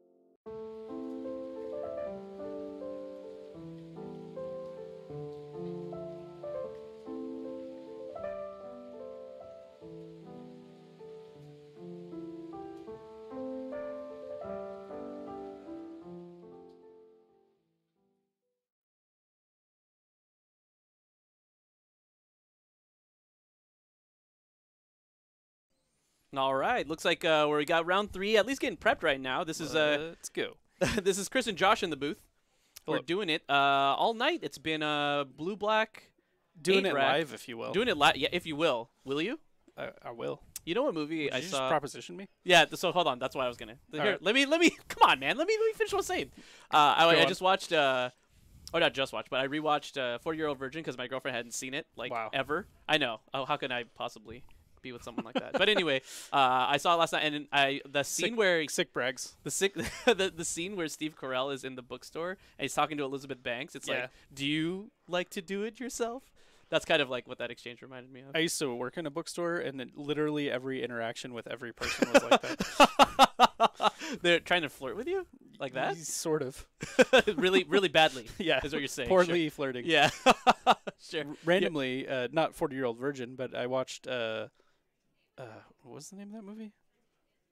The one with Paul Rudd where he like doesn't have a best man, so he like goes to like make friends with dudes. Dude, I don't know that one at all. What? What's that one? Is that Clueless? No, I'm joking. No, I don't know that one. Help me out here, Chad. I can't think of the name for some Paul reason. Rudd, I just saw it. It doesn't have a Jason, best man. Jason Segel, Jason and Segel. they become friends, and he fights Lou Ferrigno. What is this movie? What? You serious? I've never heard of this movie. I'm a Paul Rudd fan. I've never heard of this movie. What are you talking about? No. Actually, what are you talking about? Is it your something man? I don't know, man. Hold on. Is it just called Best Man? It's not. Shut up. Chat, help me out. I mean, they're working on it. I mean, no one's. I love you, man. I love you, man. Nice. That's what it is. Thank you. Kerpami's 1979. You've never seen I Love You, Man? I think I actually have, but I didn't. Like the way you described it, kind of threw me off. But yeah. Jason he doesn't really fight Lou Ferrigno. Lou Ferrigno just chokes him out. Spoilers. Sure. Spoilers for those out there who haven't seen it. But my wife had never seen that movie, and I was like, "What is this? What? Why haven't you not? Who are you?" I guess it's not much of a movie for the ladies. Yeah, I mean that's the thing, right? Like with the movies that we consider like quintessential, like have you not seen that? Are just like not even in the realm of interest. You know what I want to watch now? Go ahead. Superbad. I always want to watch Superbad. Jonah Hill is in. I didn't even realize it, but Jonah Hill is in 40-Year-Old Virgin. Yeah, and I just like he just looks so completely different, even from Superbad. His like pudgy his teenage years. Yeah, fro is like giant, and yeah, he's like. I mean, I guess pudgy teenagers. He's basically always, but sure. I was trying to be nice, but yeah. He was a little younger in that one, I think. Mm-hmm. But yeah, Tony leads with the thoughtseize here. Oh, what? Were you watching in Magic? Yeah. There's magic happening, right? That's what we're talking about. A magical game? A game of magicals. So Thoughtseize takes the spell snare here, kind of alluding to Tony wanting to resolve a 2-drop, whether that Search be a Jace or it's probably a search because, well, I mean, it's going to be whatever he has. But if it's a search, it's great. If it's not a search, then it's not great because we do know that Sam has a electrolyze spell. Yeah. He actually can't cast it at the moment. Oh, he needs a blue source. You're right. Yeah, that's he needs a blue and or red source. Well, there's a red. Oh, sure. I see what you're saying. I get you. Okay. But yeah. So, Tony is looks not. like it's going to be a Jace. Oh no, it's a search. He has both. Look at that. Both options available. The world is his oyster. But Tony doesn't have Wrench Mind in his deck, right? Tony does not have Wrench Mind in his deck. Okay, that was a statement. Yeah. French Mind. Yeah. We. All right. So, the good pass from Sam. So he's going to be able to fix quote unquote his mana. Next turn with this Field of Ruin, he'll hit the Urborg, or he could hit the blue source. He could hit the blue source too. Make Tony have to get like a just a regular blue source, like an island if he needs it badly. Well, he may just want to be holding that Field of Ruin for. Oh, geez. For the flip to Scanta. That's a big yikes. I don't know. I mean, I don't know, but is it a big yikes? It just like is setting back even further. Setting Sam back even further. Well, it's probably just going to prompt Sam to use his Field of Ruin here on one of the lands. Looks like he was going for the Urborg. Yeah, it goes for the Urborg. I don't like it.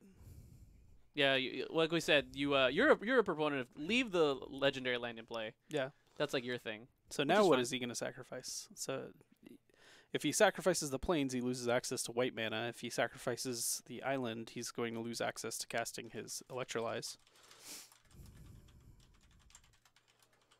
Why is the camera? Yeah, moving? I was just messaging, the production guys. There goes an ensnaring bridge. There goes a Supreme Verdict to the bin. Verdict, sure. So now Tony has access to 2 mana here, and he's gonna get to cast his Jace. Oh wow, he sacrificed the Mutavault. Yeah, because I mean the upside is that I guess technically, oh no, he can't respond in there and like float mana or anything. So no, not mid cast. Sure. It decides not to go for the Jace. Interesting. No, I think that's. He knows about the lightning bolt. He knows about the spells, all of the spells. Yeah. So Flood is drained off the top for Sam. Pretty much what he wanted to draw here. Mm-hmm. Tony's going to be able to flip his Escanta this turn into Escanta the Sunken Ruin. Yeah. Turn his search into the actual Escanta. It's actually kind of unfortunate that like the rest of the cycle doesn't see more play overall. Search is just like by and far the best one. I like Legion's Landing quite a lot. I also like Growing Rights, but those cards are just like not under the same power level. Well, I mean, Legion's Landing sees probably a lot more play in Standard than Search for Scanta does. At least currently. Sure. Or well, I don't know currently, but in the last Standard. Well, I guess that is the another current small Standard. box. Oh, I should adjust these life totals. 17, 16. And then we're gonna do it again. So 16, 15. And like Hadana's Climb. Oh, that's true. You know, does see a bit of play here and there. I think overall, actually, the multicolor ones are less good overall. Like Hadana's Climb is sick, but also the green black one, which I thought was super sick, doesn't see enough play. It's not very good. Like it's like the classic enchantment problem of like you getting blown out. Like it's occasionally unbeatable and limited, but like there were cards that were much better in that limited format. So here comes the Electrolyze. Yeah, Electrolyze going to the face. Nothing wrong with that. Is this Smallpox still? Oh yeah, I guess the Smallpox is still on the stack. Tony wasn't interested, or Sam wasn't interested in a Logic Knot there. He drew it off the Electrolyze. Oh, I'm sorry. Okay, I got it. Yeah, that's unfortunate, because he is definitely working with. I mean, he just keeps drawing lands off so, the top. Yeah, it's not bad for him. Land for Tony as well. That's really good. Yeah, that's a especially good one because now, if this gets to the point where we get activations out of this Celestial Colonnade. Well, I mean, it's just really good for him in that he's going to be able to activate his Escanto where he wasn't going to be able to otherwise. Yeah, that's what I meant, actually, yeah. Oh, yeah. That. What you were saying. Sure, yeah. There's Thoughtseize. Gonna take the Bolt. Yeah, that one. Take the Bolt, probably. Well, I'm assuming this is going to get Logic Knotted. Yeah, that's true. Sam most likely wants to protect this Teferi in his hand. Oh, yeah. So... Boom. Yeah, pretty quick and easy Logic Knot. Bam! Logic Knot. For 1 million. Approximately. And now, yeah, the gates are open. What if Tony's just like, exile Simian Spirit Guide, pay 4? What if, man? Got him. I mean, that was like the perfect draw, too, like the Thoughtseize, right? Or the perfect card off of Escanta. And now Tony's like, do I just play the Jace? I'm like, I don't even think that's good. I'm pretty sure he knows about the Bolt. He does. Then I think you don't play it. You just wait.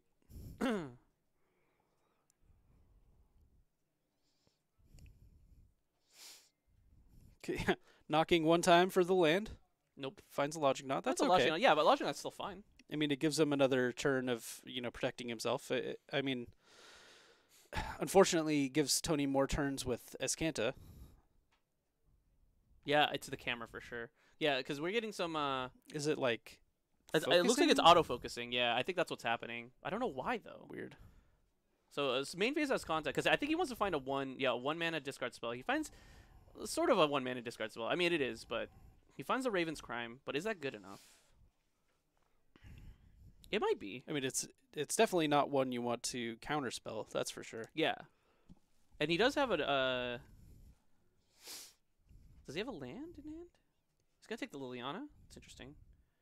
Yeah, I mean it'll be a powerful effect going forward. I mean he won't be able to play something this turn.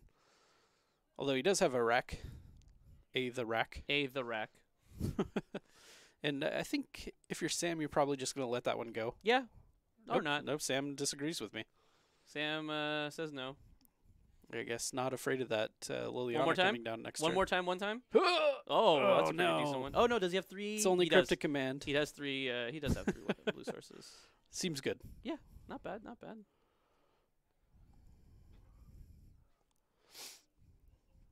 I don't know, man. If I'm Tony, I'm still looking for a Thoughtseize. Like I'm activating Escanta, going for Thoughtseize. Like I think that's just like the best play. Yeah, you really can't go wrong with just like continually activating Escanta here. Mm-hmm.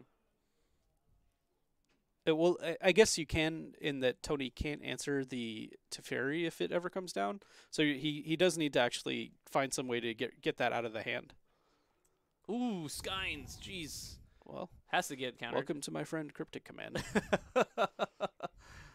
I mean, Sam, there shouldn't really be a... Sam giving it some thought. It's like, oh, should I bluff it? Counter draw, sure. Finds a Cell of Wreckage. Settle. Not that good.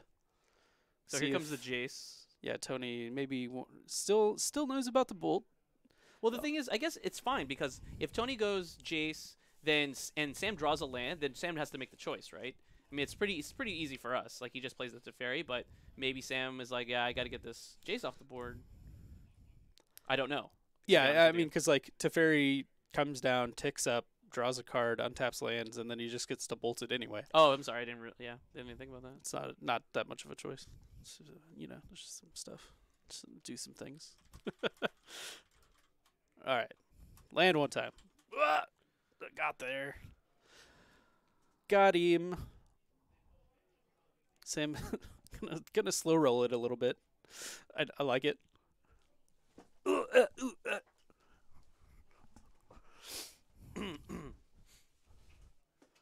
So we'll see how he feels about this particular line of play. Gonna shock himself. I mean, there's like maybe a slight consideration if you draw like a logic knot or something that like you don't bolt it, but I think you still bolt it. Yeah. Tick up. Land Dees.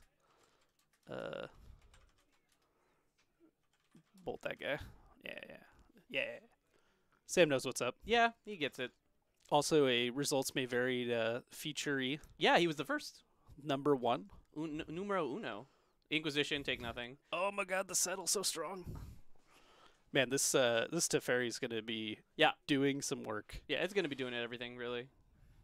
It's currently turning off basically everything and that Tony wants. Sam just gets to power up this Celestial Colonnade because Tony left his Ghost Quarter tapped. Yeah. Oh, it just goes for a search for his Kanta. Interesting. He could have. He could have killed this Liliana. Yeah, sure. could have ticked. Yeah, could have sent the Colonnade in to clear the Lily, but chose not to, at least this turn. Maybe just a little too excited over. What's that? Oh, Hieroglyphic Illumination. Nice.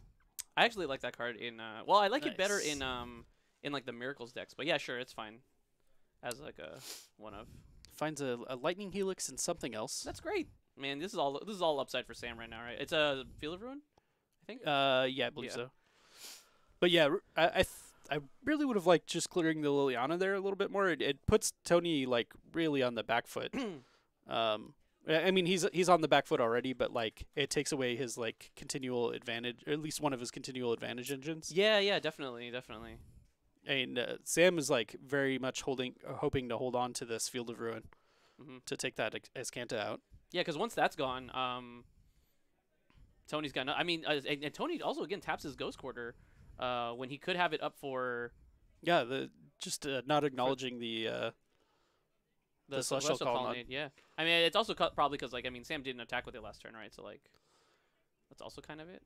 So Sam gets his own Niskanta online. Or he could actually have been saving the Ghost Quarter for that as well. I mean,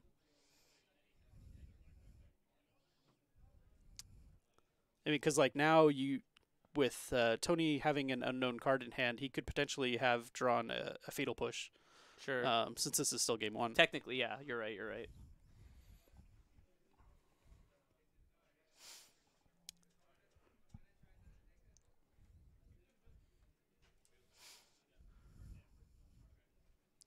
But, I mean, here, Sam is just going to be able to kind of easily ultimate this Teferi and just take the game over from there. Pretty easily, yeah, agreed. Easily. So easy. Easily. It's like one of the easiest. And, again, chooses not to send the Colonnade in.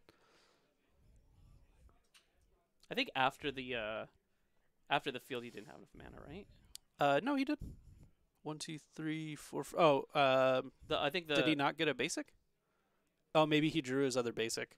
Oh, yikes. Yeah, he has the island in hand. No, he should have a plains, unless it's in the bin. It is in the bin. Oh, it was the first smallpox victim. Yeah, I think that is it then. All right, so here comes the Liliana. Discarding the Island. Hey, both players discard. What, Tony? What is going on here? I'm confused.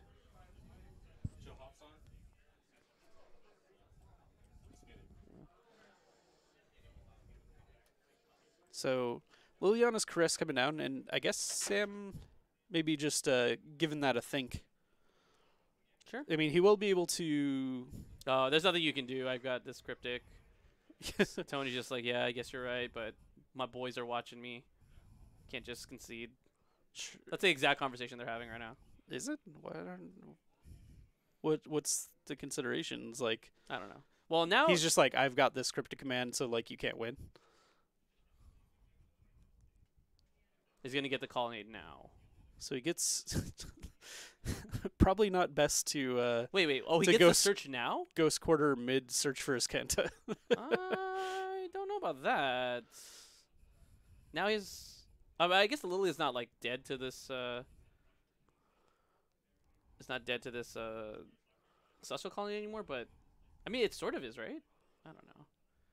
But well, he found a electrolyze here, so like just to keep it off ultimate. Keeps it off ult.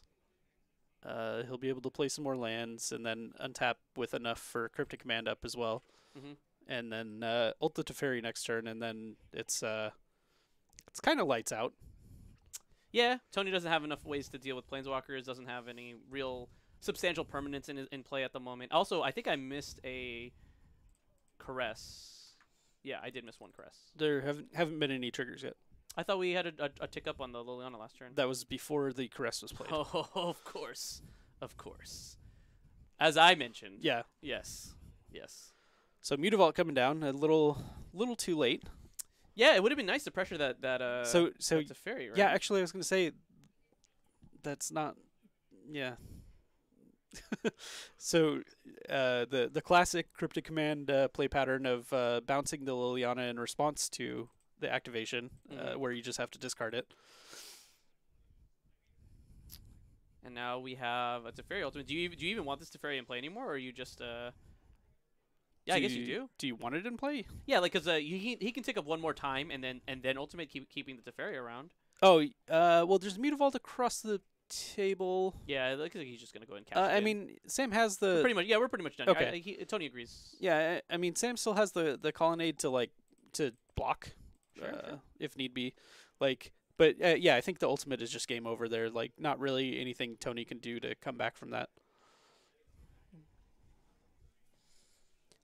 So we'll probably see some amount of the counter magic come in from Tony's sideboard. If you want to put up the deck list there. Yeah, sorry, 1 second. Let me actually. I'm gonna actually fix. Wow. Before we move it. Can we just get it up? Can you get it up? That's what she said. All right. Anyway. All right. So looking at the sideboard, the counter squalls definitely coming in here. A lot of non-creature spells you want to answer. It's possible you want to bring in Bitter Blossom. I know we've said that like every match. Like, you know, if he's not bringing it in all the time, I don't know when you're bringing it in. Yeah, like I feel like that's just like that's just like a main deck card even. I don't know. Maybe. And then I think that's probably about it. You could possibly bring in like the additional discard spells if you have more stuff you want to cut. Like you probably want to be cutting your Fatal Pushes here again.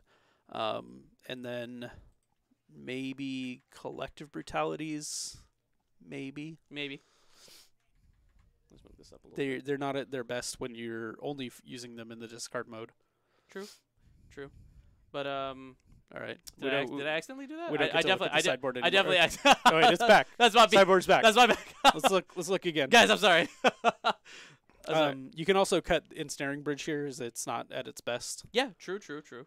I mean, I don't know. Maybe Sam has got ceremonious rejections and he wants to bring those in. Hell yeah. Let's go, brother. But yeah, looks like Sam was thumbing some dispels to the front. I don't know if that's the thing you want. I don't think there are any instants in Tony's deck. Just Fatal Push, and I think he's boarding them out. Oh, EE is great. We like EE. Yeah, sure. EE for one is Braid seems good. It's yeah. Probably better than Ceremonious Rejection, as it's a proactive answer instead of a reactive answer. Yeah, true. Oh, maybe he was cutting the dispels. Oh, no, that's just the rest of his sideboard. I see what's going on here. Hey, man, can you just get it together? Can you? No. Baneslayer going in? All right. Hell yeah. Yeah, it's like Tony's probably even thinking that, like, how badly do I even want Smallpox in this matchup? But, like, it's still fine. Yeah, I mean, I think you still wanted it. It's like the namesake of the deck, right? Actually, no, it's not. But, yeah. UB Smallpox? UB Smallpox. That's like, those are usually, what, the Death Cloud decks? That's what they usually are? You ramp into you'd ramp into like a death cloud I feel or like smallpox. we need some death clouds in this deck. Death cloud's a sweet one for sure.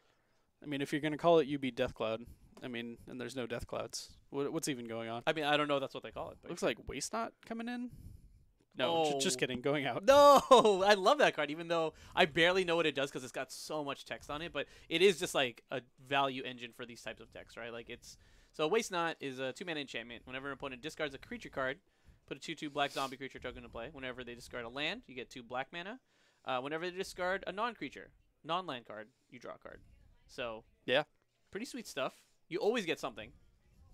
I don't think there's a type that where you miss. Nope. Well, I mean, sort of. Oh, the mana. I mean, like, yeah, the mana may not necessarily do anything. Like, Sure. if you can't make them discard, their lands, then that may not doing. But What? We don't need it right now. What do you need it for? what just happened? I just switched this over. Why? Okay, anyway. Uh, Well, because I have to fix the thing, man. all Come right, on. fix the thing. The production. Gotta fix the production. Okay. Goldfish. Yeah. Just making it fit better. I'm just so particular, man. Yeah, I mean, it did look like there were multiple extirpates in Tony's board, so he may have made some last-second tweaks. Okay, well, We got to talk to our victims about that. Yeah. Was that good? Did that feel good when he just had extirpates instead of the other card? Surgical? No, he has surgical too, though. Yeah, but he has multiple extirpates in his sideboard. Got it. Okay, well, Is what I'm saying. is to what you. you're saying, sure. It did look like Tony had a pretty reasonable handle on that, but I think he just drew the cards like 1 or 2 turns too slow. What's that? In the last game? Yeah, in that game, because like if he just gotten that lightning bolt out of the way, he could have gotten going with his own Jace, gotten some value out of that. If like if he hadn't had to like dig for the Thoughtseize Inquisitions, then that also would help quite a lot. So you're saying if he would have drawn better? you know what? Maybe that's all he needs. Yeah. He just needs to draw better. Draw a little bit better. No luck needed. Just draw better. Has nothing to do with anything else. But yes, from Sam's side, I mean, his draws were nice. His draws were very good. I agree. And especially actually, to be honest, it's kind of like, Oh Jesus! it's like weird to say. He's oh, like oh my bending God. that steam vents. It's like weird to say, but like drawing the lands was like the best thing he could do. Yeah, for sure. I mean, like getting that Teferi online, like, I mean, obviously you won him the game. Like, Yep. the Teferi is such a source of card advantage, and like having it online versus like a discard deck is just gas. Yeah, and it's like super. It's just like super proactive, right? Like it does everything that Man. you as the blue-white player want to do. Is it's draw a card, and then you want to keep mana up for your counter spells. Why don't I play it with Teferi? Yeah, dude, I don't know. Don't ask me. Can I play Teferi and Jund? No, yes, but not in the way that you want to play it. But it probably would just be like blue Jund, 4-color Jund. Well, it's 5 colors. Oh, jeez, it would be 5 colors. Well then, Well, yes. good day. Yes, let's go. Yes, let's go. Well, no, you can play it if you play. You can still play Jund if play you play Deathrite Shaman. Nobles. Just cast it off your Nobles straight up. Multiple nobles. Yeah, multiple Nobles. just need 2 nobles. Yeah. To cast it. Yeah, and 2 green sources on turn 1. Yeah. Or I'm on turn 1, but like like that. Well, one noble. Oh no, one noble casts casts the other one. noble. That's Yeah. true. Hey man, tell me there's a world where that doesn't happen, where nobles don't cast nobles. They do. Yeah. I've done it many times. Oh, it's true. You're a connoisseur. Yeah. What if you had Savage Rhythm into 2 Tarmogoyfs? How does that sound? I don't even know what that means. What? What's Savage Rhythm? The Oh enchantment. no, that's Rhythm of the Wild. Is it? Yeah. Oh, maybe I'm thinking of the pre-release name. What? I don't know what these cards are called. Smash, smash, smash. Yes. Smash, smash, smash. Smash. What is it called? Savage. No, it's not called Savage. I think it's called Rhythm of the Wild. Savage. Or something. Yeah, Rhythm of the Wild, dude. The one that gives Riot, right? Savage. You're talking about the fires card, right? Or what if you cast a Yeah, okay, let's move What on. if you cast a Bloodbraid Elf Sure. and flip a Rhythm of the Wild and then put it into play and then give your Bloodbraid Elf a +1/+1 counter? Look at you, you're just like hitting yourself. You're like, oh my god. So Tony's on the play here? Yeah, it looks like Sam Oh, he lost that game. I guess he just chose to be on the play to maybe get his Thoughtseize advantage first. Sure. So, I mean, you know, I don't know if, like, he actually shares this, but Wait, so was he on the play? No. Sam played a land, didn't he? Oh, is that in play? I thought that's just like, you can't take this. Oh, okay, I see what's happening. All right, yeah, you're right. So, so Tony sent me his list, you know, in advance, and he actually sent me a spreadsheet that has, like, there's, like, a welcome post, there's a Vegas GP list, July 20. It's like a spreadsheet of, like, the updates to the deck. It's pretty interesting, actually.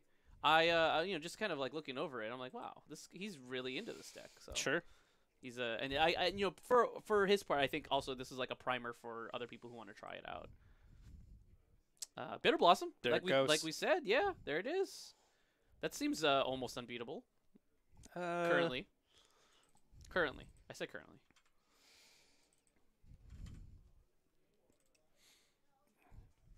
All right. I mean, Electrolyze has always been very good against Bitter Blossom tokens. True. But the Bitter Blossom stays, dog. Gives you a lot of time. But the Bitter Blossom stays, dog. Okay. I heard you the first time. But the Bitter Blossom. I can actually hear you on my headphones. But, dog. Oh, the Bitter Blossom stays? It stays. Oh, wow. Wow. Dog. What a revelation. Yeah. Hot take. The Bitter Blossom stays. So, Sam's hand is kind of bad, huh?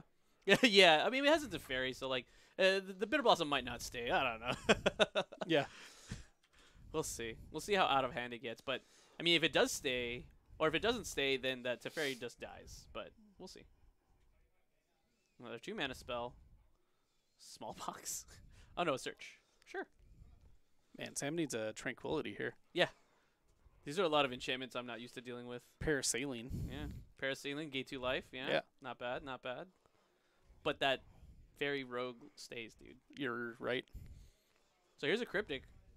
Tony not going to be able to resolve too much. At least nothing super impactful.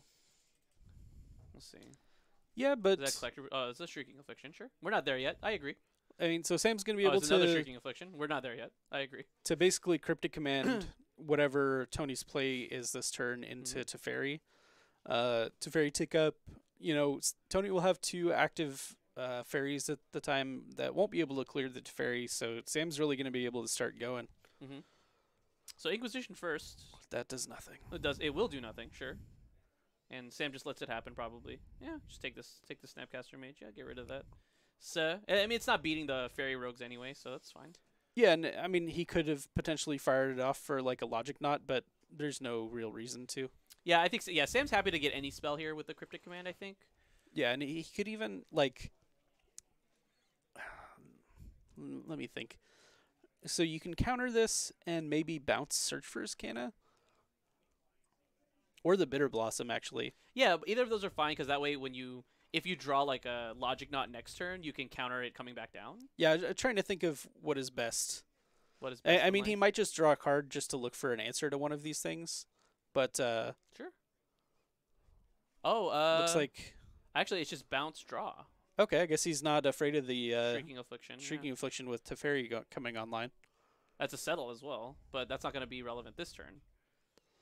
So, tick up. He just wants to save as much pressure on this Teferi as possible, which I can agree with. Sure. Because next turn, yeah, he'll be able to handle the tokens, right? Oh, did you find a Wear and Tear? Nice. Oh, he did? Yeah. All right, sure. Nice. Tony discards a Liliana. He's just looking for land, huh? Nice sideboarding, Sam. That's just the card they have access to, man. It's in their wheel. Sure. Yeah, I mean, I guess he's like would bring that in regardless because he's playing against like Shrieking Afflictions and Racks and stuff. Racks, yeah. And he saw Search, so yeah, super live. Yeah, I like it. Kind of like, I guess that's kind of what's going on with Tony's deck now. Is like there actually are just like more of the same types of permanents you want to deal with. So, you know, with the addition of blue, except for Jace, that's the only thing. Like this is the only creature he's ever had in his deck. Mm-hmm. But yeah. So now we're gonna attack this Teferi for dose.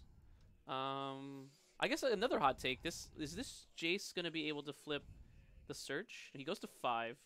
Nope. Oh, never mind. No. Turns out no. All right. Yeah. I see you. So taking up this Teferi now. got multiple levels of quite protection. a few of lands. I don't think he minds. Yeah, I'm sure he would have liked to find at least some kind of action off of these draws, but at the moment... Oh, he had I didn't see that. Hey, wow. Hey, what a guy. Pretty perfect. Sam drawing like a boss over here. I guess one thing is, though, he won't have access to for Settle the Wreckage, which is probably still fine. The Teferi goes down kind of low, but that's just really delaying the inevitable. He's got answers to basically everything that's happening. And I mean, it as long as it's not off the board, it doesn't matter how low it gets. Yeah, it's true. Like, Tony doesn't have any like direct damage to go to the Teferi. Or like a hero's downfall or anything like that. Yeah, right? Yeah. Gonna take a look at the hand. Maybe take that Settle the Wreckage. Yeah. That's definitely possible now. Is this a path or something? Oh, it's a purge. Jeez. Just all the answers. I wonder if that's exile. Well, we knew about that one. So, all right. So we're gonna. Wonder if that's what. I wonder if that's really the. I don't know. I guess he's gonna take it anyway. So like, oh man, if that was a land, that would have been a sick turn. Does Sam not have Settle the Wreckage? I thought we saw that. I thought that was Settle the Wreckage. We must have saw it. I think that's a Field of Ruin. That is a Field of Ruin, but I thought it was. Maybe we saw the Celestial Purge instead and thought it was Settle. Fair enough. Fair enough. It's hard to see these cards. I mean, the glare is just so ridiculous. Man. Yeah. If only someone could do something about that. Well, the thing is, man, we have, and it's just like really difficult where the table's at and where the camera's at. Wow. Can you just stop? Wow. Can you just be my guy right now? Maybe we could increase the production value slightly. Slightly. Maybe we could turn. There's not enough value. Maybe we could turn the commentators on. Are we on? Yeah, we're. Oh, good. Yeah, we're on. We're good. Good news. We're good. Yeah. All right. So now Sam's decent, I guess. He's got a lightning bolt at the ready, and a cryptic command. So yeah, looking pretty good. Whereas Tony really needed that search or that Jace, neither of which he has now. Clearly. Yeah, and he's been trying to sort of run Sam out of answers to the Bitter Blossom, and he just Bitter Blossom's definitely getting countered here. Yeah, it really hasn't been able to. I think do you just bounce a fairy here, or maybe even bounce Teferi?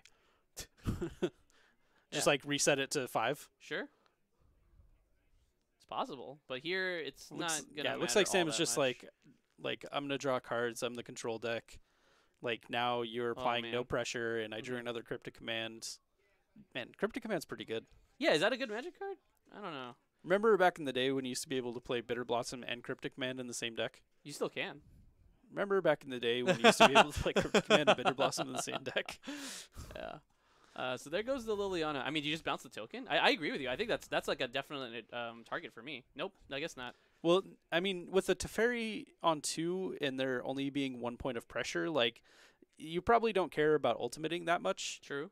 Like, Tony's never killing... Ooh, he's going to the face. Yeah. He's never killing you or the Teferi with this Fairy Rogue. Like, you don't really need to care about it that much. Fair enough. Tony has no basics? Stop. He's got an island. I was going to say, what does he do? But he wasn't searching for it, is what I'm saying. Like, he wasn't looking for it. I was like, what are you doing, Tony? You're killing me here. You know, to be honest, though, any one of these counter skulls would have been, like, such a sick draw, but it's not the case. I get any point here. You know, like, countering a Cryptic or countering the Teferi to begin with. Like, because without that, Sam has, like, almost nothing. And even if Tony just has the 2 tokens going, that's still more than what Sam has, so. Yeah. Yeah, and I mean, being able to stop Teferi from coming down would have, kept Sam from all this extra gas. Like, I mean, obviously it would have been good. Obviously. Do we have a Search for Azcanta in play? No, we don't. Okay. Oh, I'm sorry, and Azcanta no Sunken Ruins. Yeah. So 4 mana. Nice choice of basic on Sam's side over there with that Plains. That's Ice Age Plains.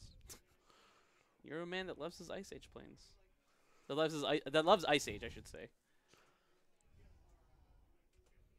No attacks. Oh, because of the colonnade? Interesting. He's like, you're not going to attack? Sam. Like, even Tony's laughing. Got him. Sure. Did you want to attack? Just making sure. Yeah, just asking for a friend, really. Yeah. You know? It's and, Sam definitely in the driver's seat here. Yep. not really... Pretty much going to wrap it up in a second here, well, to be honest. Probably not.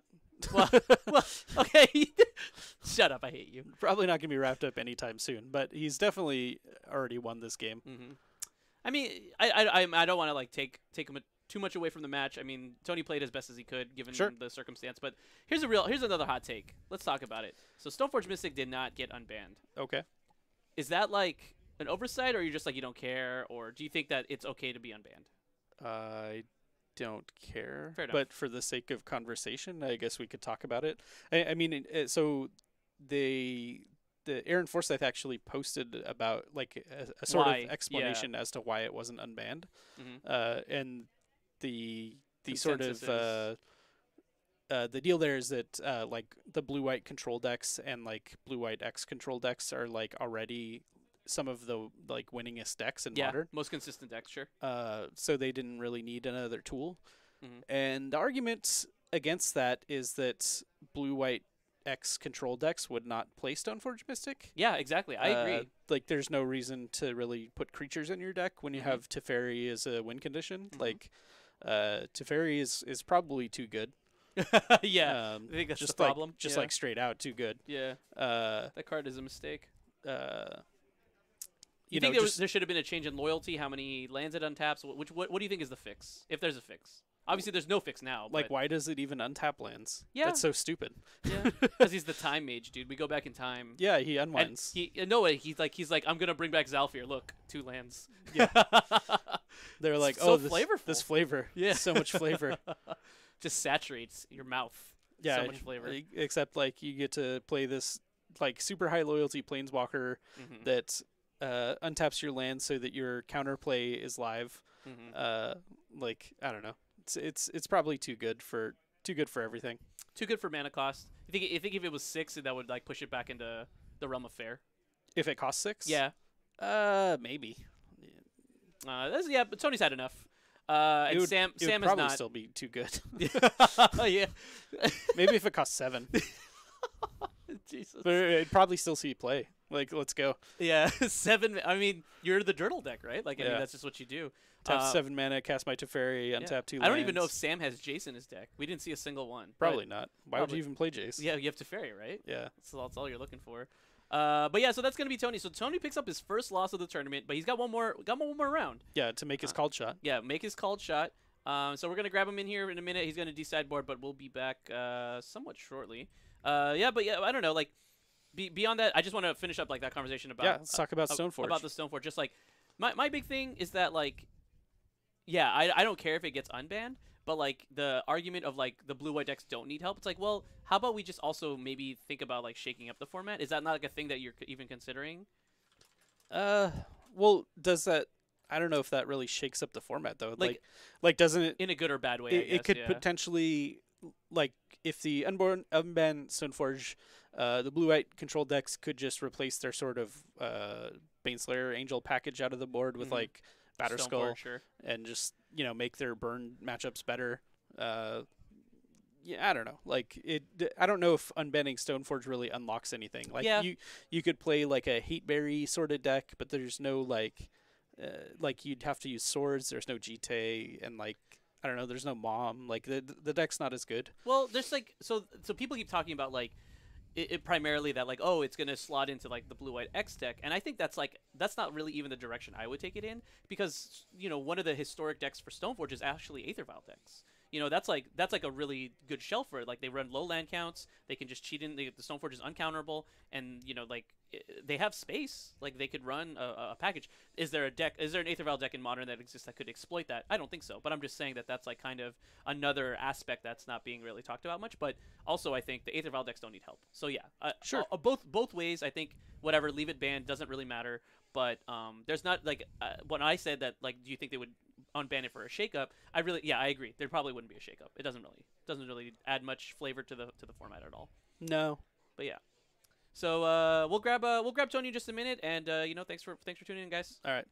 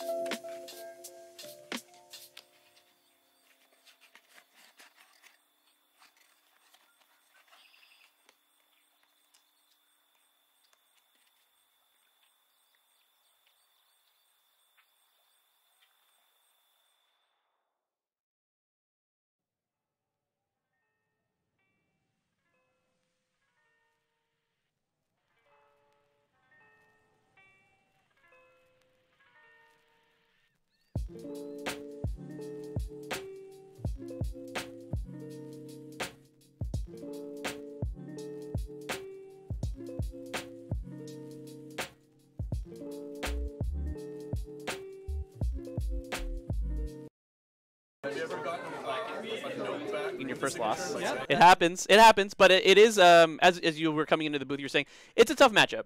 The blue-white control decks, even if whatever splash they take, whether it's red, mostly they're red. Yep. They're just tough because like they have so many forms of card advantage that they can like power through your discard, right? Because you're getting from one at a time for the most part, except for Skynes. Yep. But then they're drawing like two at a time. Yeah. Or you can't afford to stumble versus them at all. And the Jeskai version, especially the version Sam's running, I play Sam a lot. He's a really good player.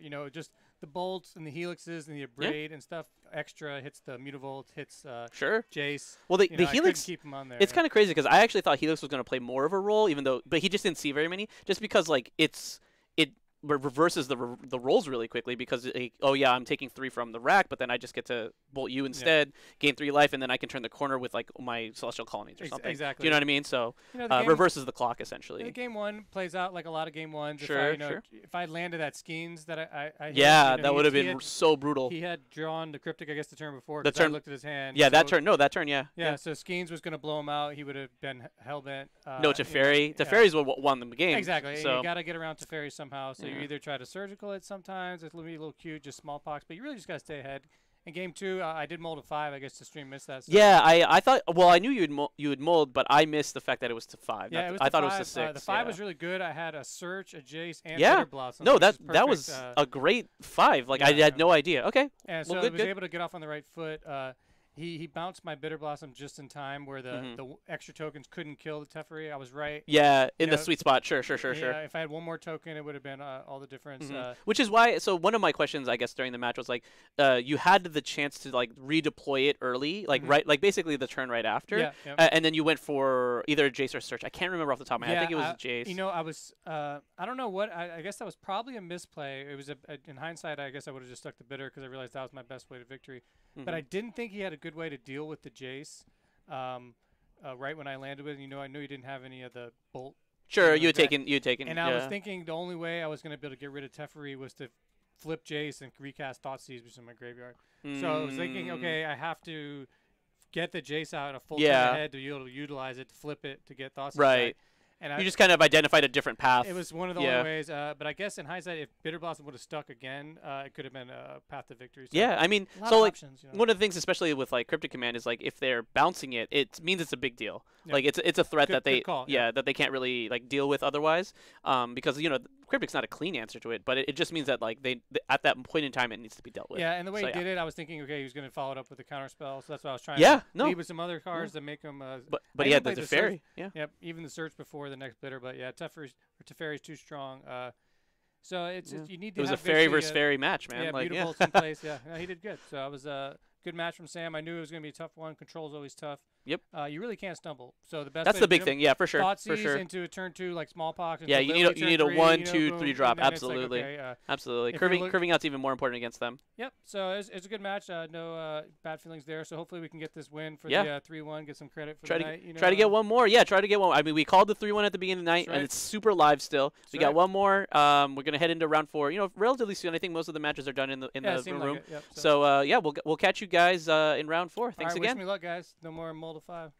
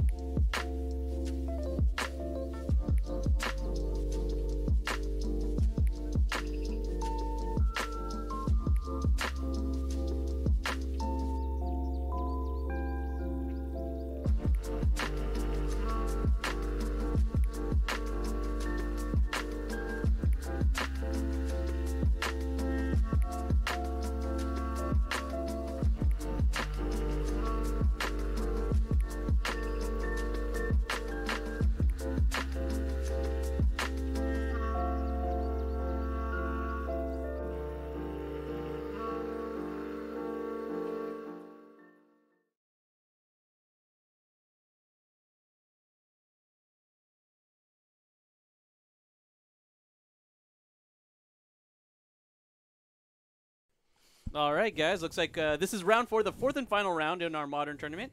Tony DeCaro on blue-black 8-rack, and then it's playing against Matthew Griseo on blue-red through the breach. This is Chris, joined by Josh Sellers in the booth. Hello. We will be rounding out the night, and hopefully Tony gets to finish with his called shot, right? Yes. That's what we're looking for. That's what he's looking for, at least. I'm gonna horse stance this whole. Yeah, round I was so going to comment on what you were doing over there. The chat obviously can't see. I mean, I can make them see. Well, it gives Tony more power. Yeah, sure. You're getting into a power. I gotcha. Sure. 3-point stance. Yeah, 3-point stance. That's like it's a power stance. Sure. This is for you, Tony. we're really putting it out for you. So yeah, Tony's playing against the through the breach deck, which I think is like a reasonable matchup. I think they're probably. Is this not Blue Moon? It might be Blue Moon, but I know it's just blue-red through the breach. That's as much as I know. Okay. So we're gonna leave it at that. Blue-red, possibly with a moon in it.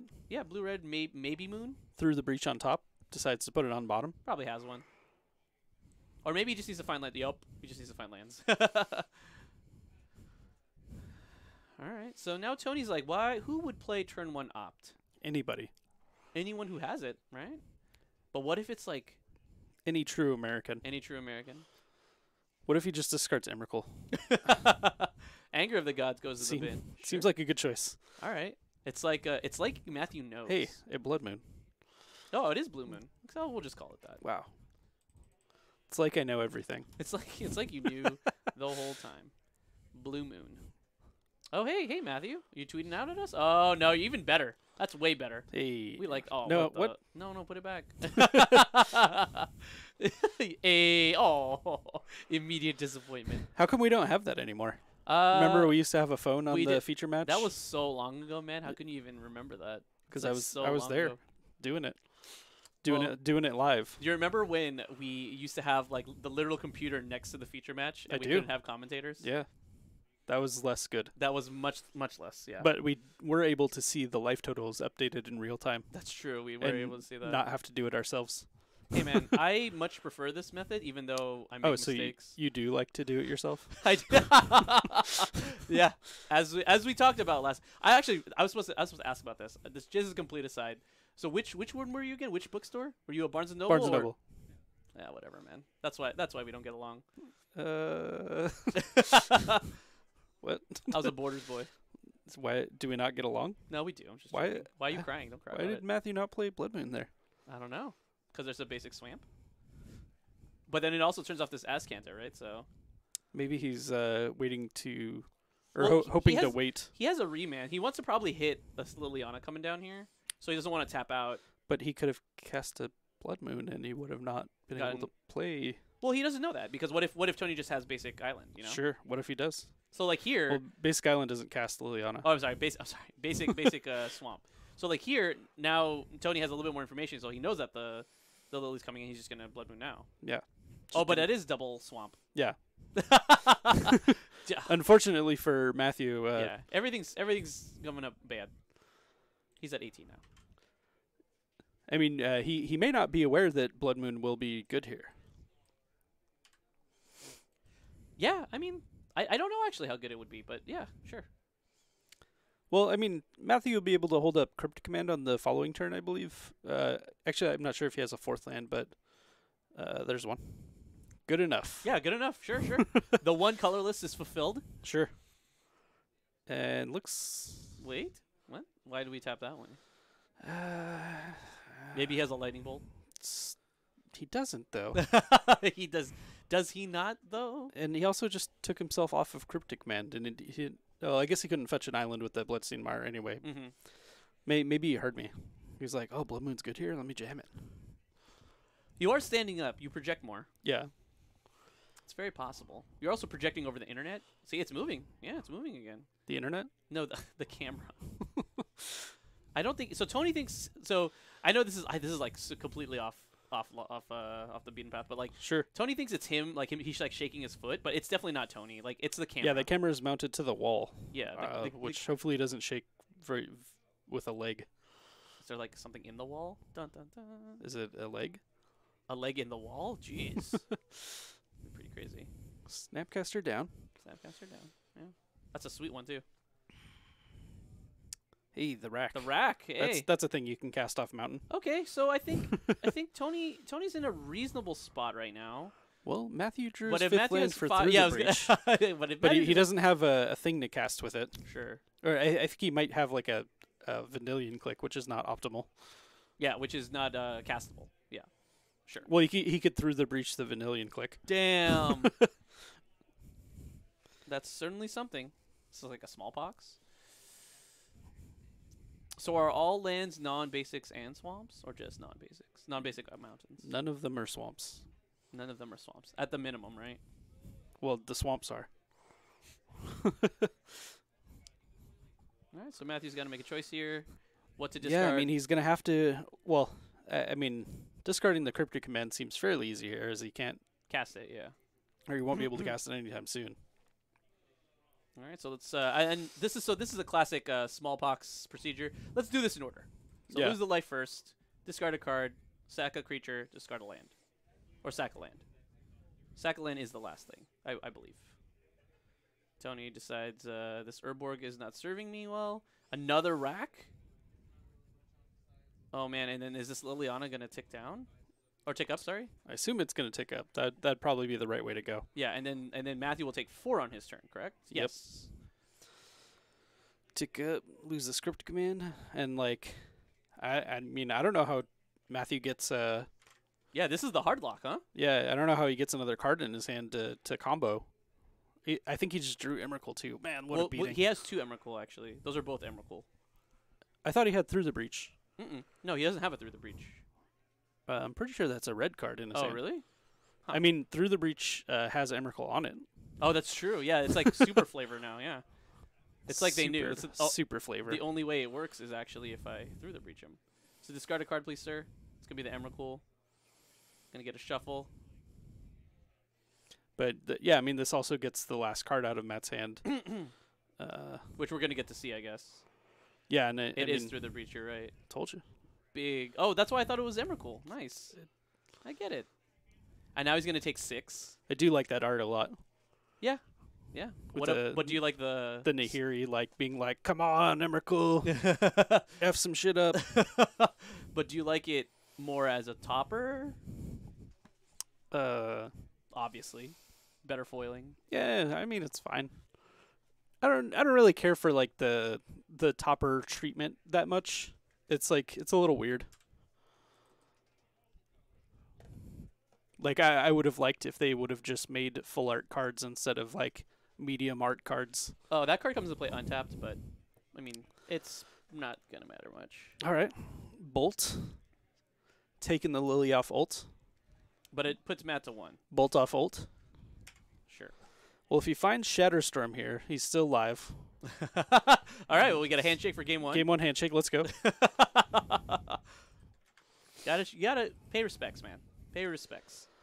Oh, yeah, man. If Tony had not fired off that smallpox that turn, he would have been in deep Emrakul doo-doo. Deep doo-doo. The deepest doo-doo, in fact. The doo-dooiest. Let's see. I'm going to pretend like I know. Oh, looks like Matthew has Ceremonious Rejection in his sideboard. He probably wants to bring that in. What do you think? What do you think? Is that happening? What would your money be on? He did pass it by. Okay. So he's probably not thinking that that's how he wants to win. Yeah, maybe not this time. Didn't they just make Through the Breach was an Amonkhet invocation, right? It was an Amonkhet invocation, yeah. Man. Just messing up all over the place. Come on, Wizards. That one wasn't too bad, but it wasn't the greatest. No.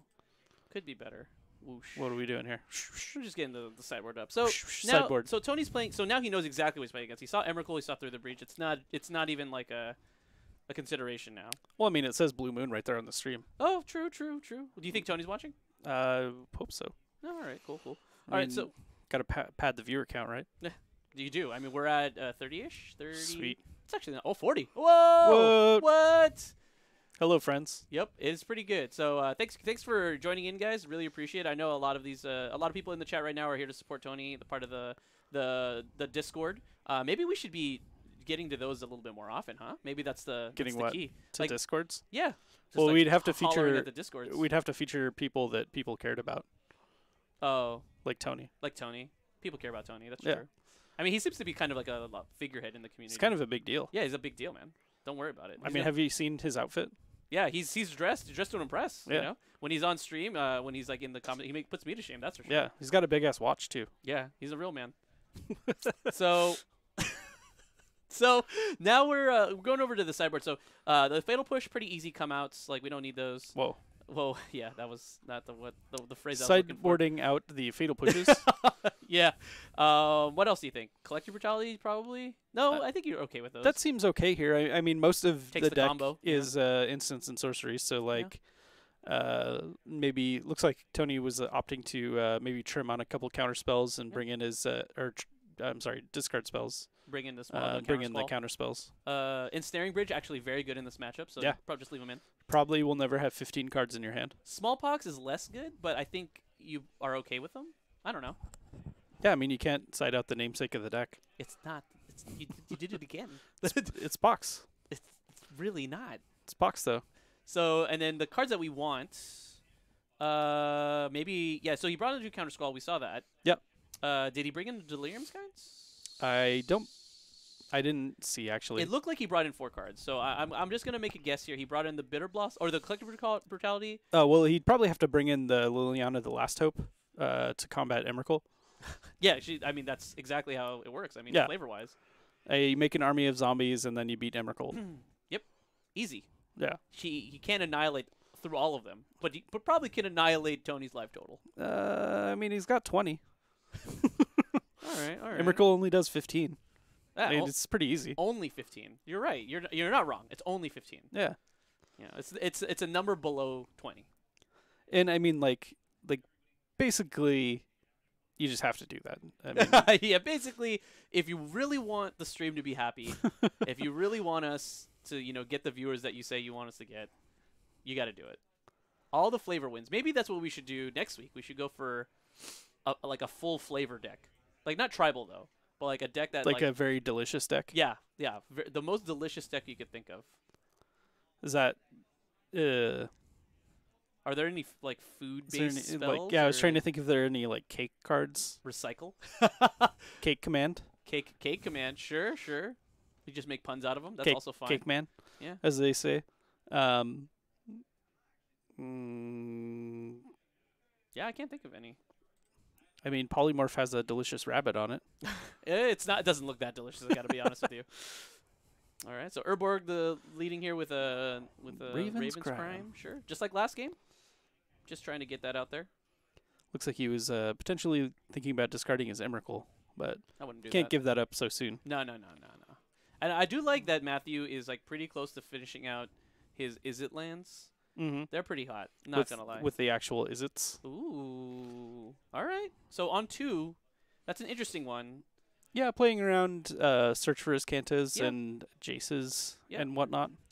Tony's already got the Ensnaring Bridge in hand, so I think he's lined up. I think it's a little aggressive to go for it already, but I mean, do what you got to do. Raven's Crime again. Wow, just lots of Raven's Crime, huh? Sure. A further crime of Ravens. so many crimes against these Ravens. Discard a card, you discard a card. Or discard a land, you discard a card. That's good value. That is decent value, sure. Except when they also discard a land. Blood Moon power.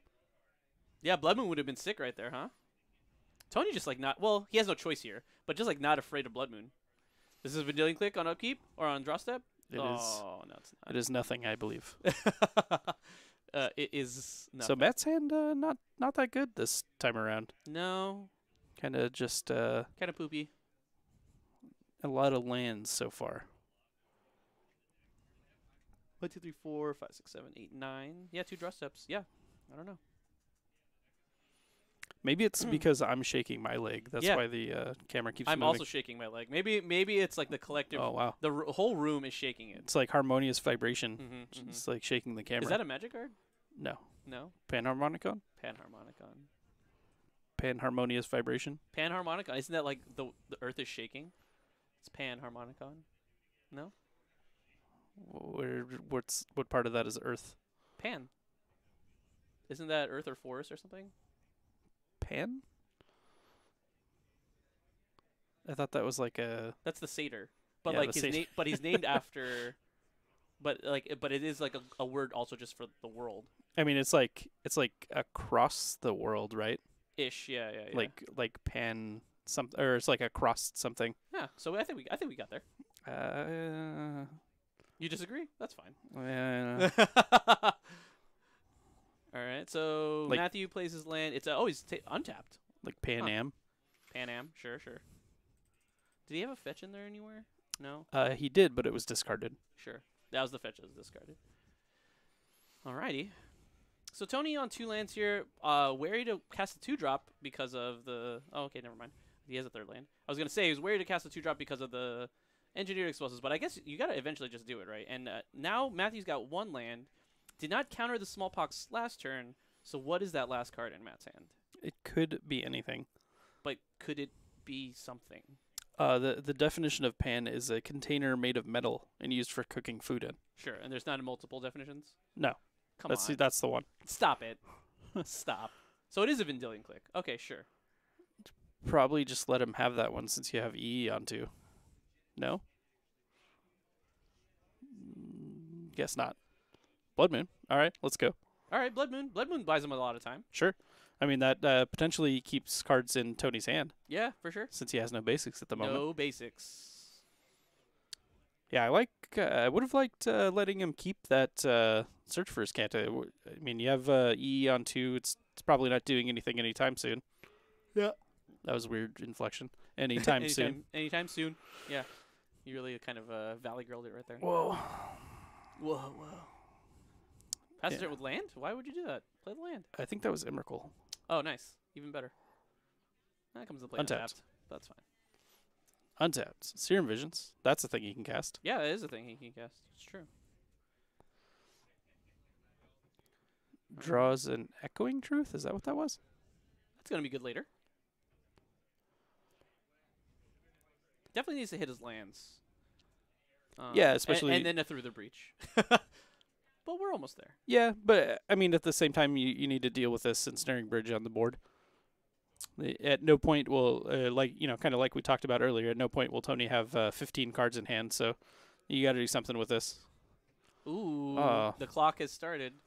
El Racco. Yeah, you can cast that through a Blood Moon. Not a big deal. Tony was sandbagging a land also. Mm-hmm. So 2 damage coming in. I think you can probably just hold that land for a bit.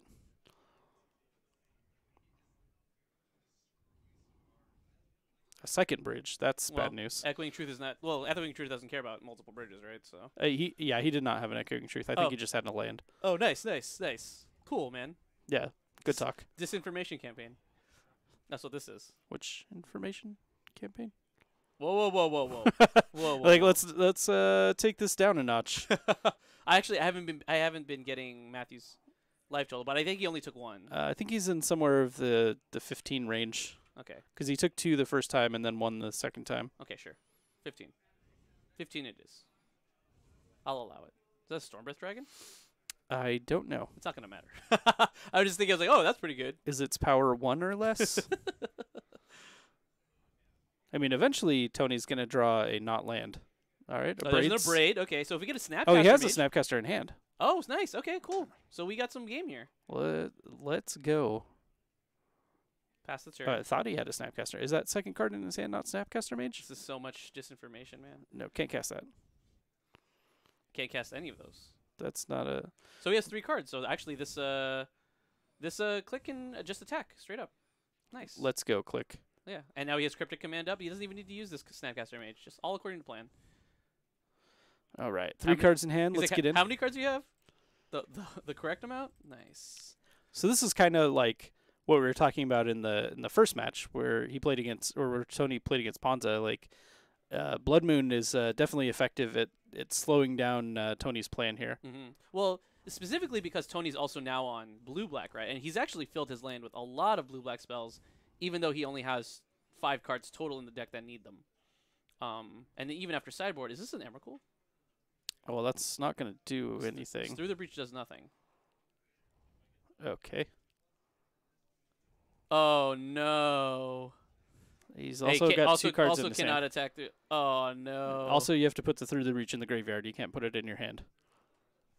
Jesus. Okay. All right. I think we did it. All right, go to end step. Go to... Yeah, he thought he was free. Instead, he is less free.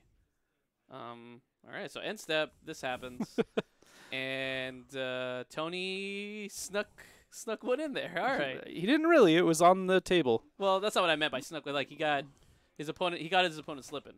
That's what I meant. He snuck one in there by having a thing on the board that would prevent that from happening.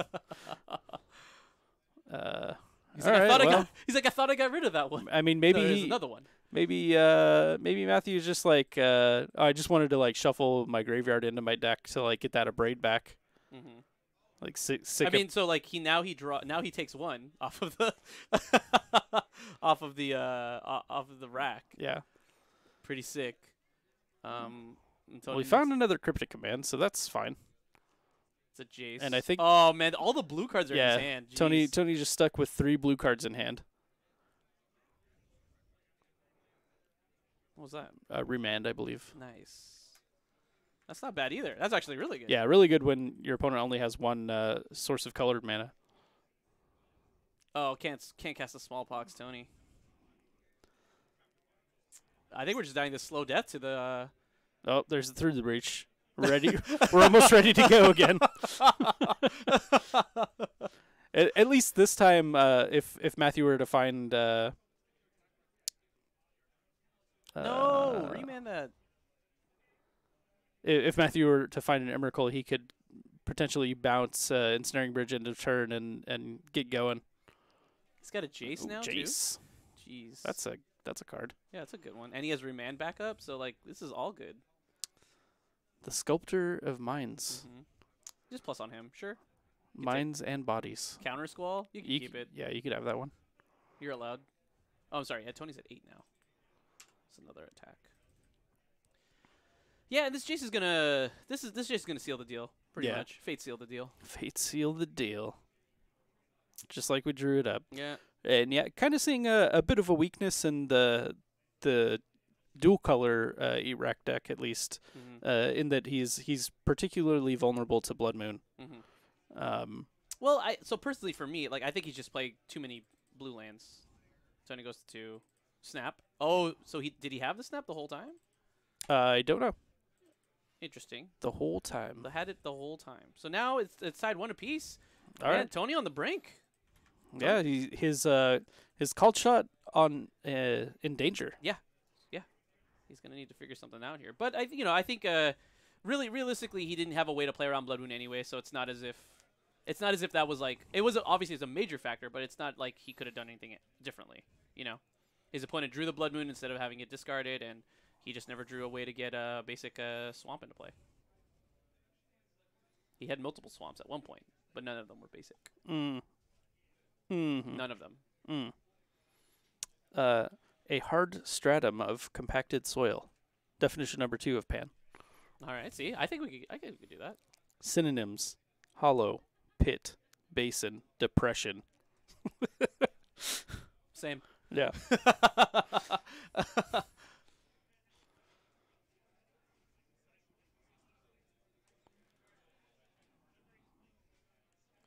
People also ask what pan means.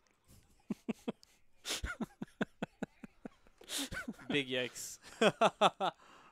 Another definition, bread. Oh, yeah, in a different language. Yeah. Yes, true. Get some of that pan dulce. Yeah. Oof. She gets some after this. Yeah. She gets some. Is Vallarta still open? I don't know. Is it, what time is it? Nah, 10:30. I think they close at, oh, well, maybe. All right, we got to wrap up this tournament real fast. Yeah. We got Got some pan dulce to get. Maybe get some carne asada for myself as well. Yeah. Dude, if I could get a quesadilla right now, that'd be so gas. Yeah, Did you know that yesterday was like National Cheese Day or something? No, I didn't. It seems like a thing I should have known. Yeah. I didn't have any cheese yesterday. Me neither. That's what I'm saying. I didn't have like an excess of cheese that you're supposed to have. Rip. Yeah, but apparently, like, so my girlfriend had catered lunch today, Oh, and nice. because they had yesterday off, they had makeup cheese they day? had makeup cheese day. So they had grilled cheeses, Wow. nachos. Can I work where she and works? some other stuff. I don't know. Do you want to work at the? I'm not gonna say where she works. Not on stream. Whoa. Yeah, we'll pull it back a little bit. But anyway, I'll let her know that you're looking for something. Yeah. Will they pay me as much as my current gig? No. Damn it. Definitely not. Damn it. Yeah. I mean, I do make a lot of money here commentating at the booth in That's what Fire I'm and saying. Ice. Yeah. How could you even think about giving this up? Well, How I mean, dare you? Hopefully I could do both, as I don't do this all day. But I could, though. That was see. That's where where I was going. What if we started streaming like Arena, and we just shit around all day, just like on a Monday, just whatever. Yeah. That sounds almost as good as working. Almost. I mean, I got to make money, man. I got to support my baby. Yeah, just the baby. Well, I guess your wife can support herself. Yeah. She's been doing it for a while. Yeah. All right. Yeah, she. Looks like you are a pretty heavy backpack, so. Oh, there's a mulligan. Matthew. Yeah, that's the sound of a blowout, actually. But yeah, Matthew. I mean, it's not the end of the world that he's mulliganing, but it is. It's not good. Yeah, well, I mean, you almost never want to mulligan against the Pox deck, as you could tell from its name. Yep.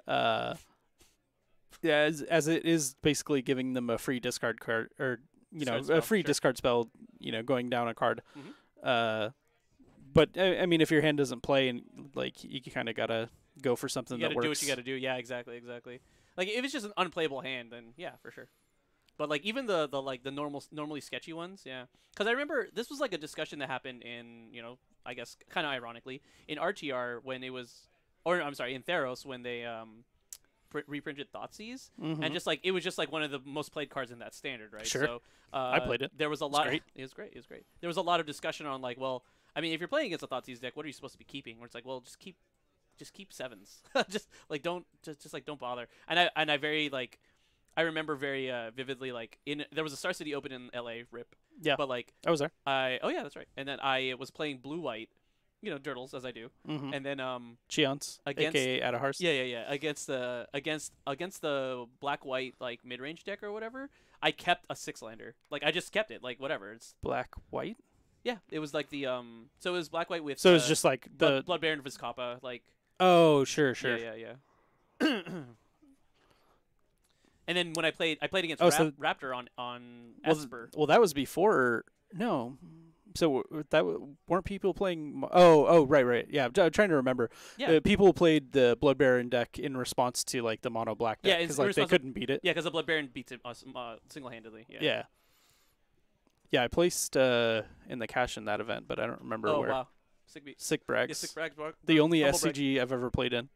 Really? Yeah. Huh. You didn't? Oh yeah, you didn't go to Vegas. That's right. I did go to Vegas, but it was my SCG Vegas. bachelor party, and I didn't end up playing in the tournament. That actually happens more often than not. Every time I go to Vegas. Yeah. Oh, go to Vegas for the tournament. Don't play in the tournament. Yeah, not. Basically, ended up showing up to the tournament hall at around 2 p.m. and me and Nick played in 2HG. And we got some sweet Tasper mats. As you do. That's, yeah. It looks pretty successful weekend. I know. Yeah, it was good. That's a great bachelor party. All right. So, oh wow. Okay, here's a Raven's Crime. Back to the matter at hand. Probably, yeah. So Raven's Crime. Gonna discard an Abrade. Yep. Raven's Crime again. Oh, get him. It's happening. Probably 16. Get this other Abrade. Sure. Yep. Take 2. Tony, are you a monster? You're a monster. Oh my god, another one. The Ravens are so criminals. The Ravens. Well, they are a what are they called? Like a murder? A murder, yeah. That's crows. I don't know what ravens are. Maybe they are criminals. They're a second murder. Yeah. The other murder. There's a invocation through the breach. Yeah. So now we have Matthew at 14, Tony at 19. From what? What's Tony at 19 from? Did he Thoughtseize? He fetched. Oh, he fetched. I'm sorry. Fetched a basic land on the first turn of the game. Yeah. Nice. Yeah. Something you want to do against the Blood Moon decks. So now, Matthew's on 3 lands. Didn't hit a 4th one for his Cryptic Command, which is kind of unfortunate for him. So now Tony probably wants to like get this Liliana going because at the very most he puts Matt on. Oh, here's a Raven's Crime. So he's just gonna make him discard a card. He probably puts Matthew on some kind of like remand, and remand against Liliana is like it's not that bad, but it sucks. But like at least you're still getting to play your card. Yeah, I mean it is very Time Walk-esque. Oh my goodness! So play this Snapcaster. Sure. No more Liliana beats, or I'm sorry, Liliana's Caress. No more caresses. Caress beats. So caressy. It's a soft hand on your face. Blood Moon off top. So mean, man. You just want to see Blood Moon. You just want to get people to get Blood Mooned all the time. Blood Moon off the top. So there's a Liliana. What did he draw anyway? I couldn't see. Not Blood Moon? I hope not. It looks like it's something that he's really ready to jam. It's a Emrakul or a Through the Breach. I'm not exactly sure. Really? I like a tick up here. Or a tick down here. But whatever. Yeah, Through the Breach. So, I mean, the Liliana's Caress doing work. I think he found a land for the turn. You have definitely play in that one. Get in on this Lily. Yeah, this is why I like the ticking down there. But yeah, it's fine. And also that Polluted Delta could have ended up being a Raven's Crime. God. Oh, goodness. That's that's that's a beating. That's a beating. That's no, don't. That's a paddling. Yeah, leave that one, Tony, please. All right, so then both players lose a life. 16 to 9, and then Liliana ticks up. Nothing to discard. That's fine. Land. Okay, I think that's acceptable. Matthew really needs like Dryad Arbor and some Noble Hierarchs here. Sure. That's a thing. And he's like, again, a little punished for like going with this EE super early. Yeah, on 1, yeah. And he just ran it out on 2 the last game, and he just ran it out on 1 this game. Hey man, he's insulated. Well, it is relevant on 1, but like now Tony just like doesn't have to play any of that stuff, and he's taken 12 damage from this Liliana's Caress. He's gonna take an additional 2 because this is a remand. Yeah. As long as Tony doesn't play anything main phase. Ravens crime you. Tony, don't do it. Tony, don't do it. Just tick up. Oh, Tony. Well, wait a second. That's not the right one. wait. And now he's like, oh no. Draw a card. Sure. Just make him discard. Tony. Well, so the reason there to like Thoughtseize as opposed to ticking up is if Matt had drawn specifically Cryptic Command. Yeah, sure. Then you potentially lose your Liliana. Tony goes to 14. Yeah, and I mean the cost of the 2 life for Tony there is not that much. No, it's true. To prevent that. Discard, go to 6.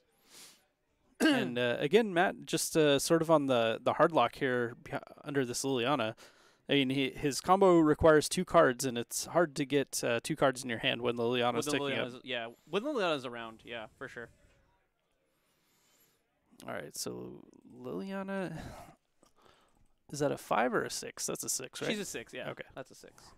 So, I don't think we're going to see an ultimate next turn. I think we're definitely going to see one more tick up and then into an ultimate, which is going to be pretty decent. I mean, it sets Matthew back pretty much to the Stone Age.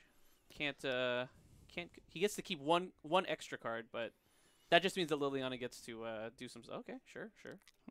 No ultimate yet. Well, like I said, I don't think we're going to see it next turn anyway. Well, no ultimate yet. Okay, all right. Okay, Charybdico. Yeah, that's a good one. Yeah, because like you were saying, do it in response to the Liliana Plus. Just depends on what Tony draws, though, right? Like yeah. If he plays his land first. Looks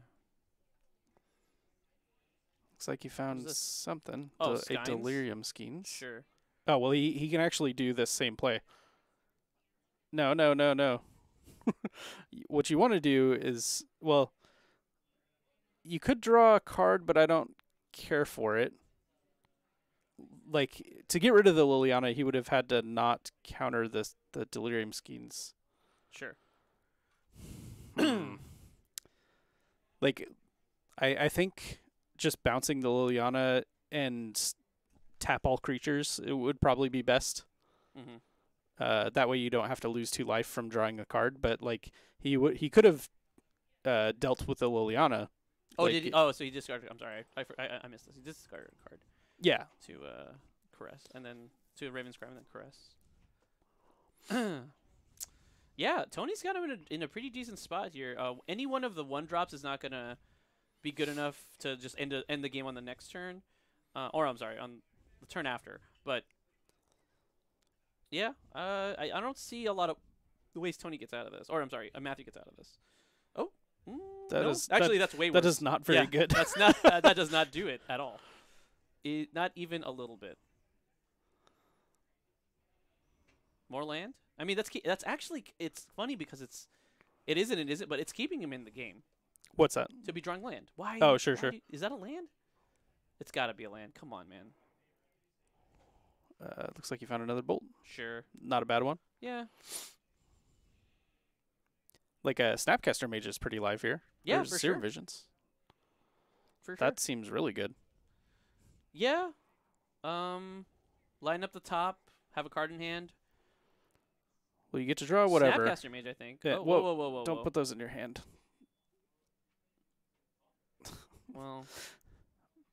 Well, it's pretty clear where the cards are at the moment, but it's like. Okay, we got it. No, we got it. Oh, stop putting those cards in your hand. Yeah, there we go. All right, but he did find a Snapcaster Mage, right? Yeah, he did. So Snap Bolt, let's go. Sure.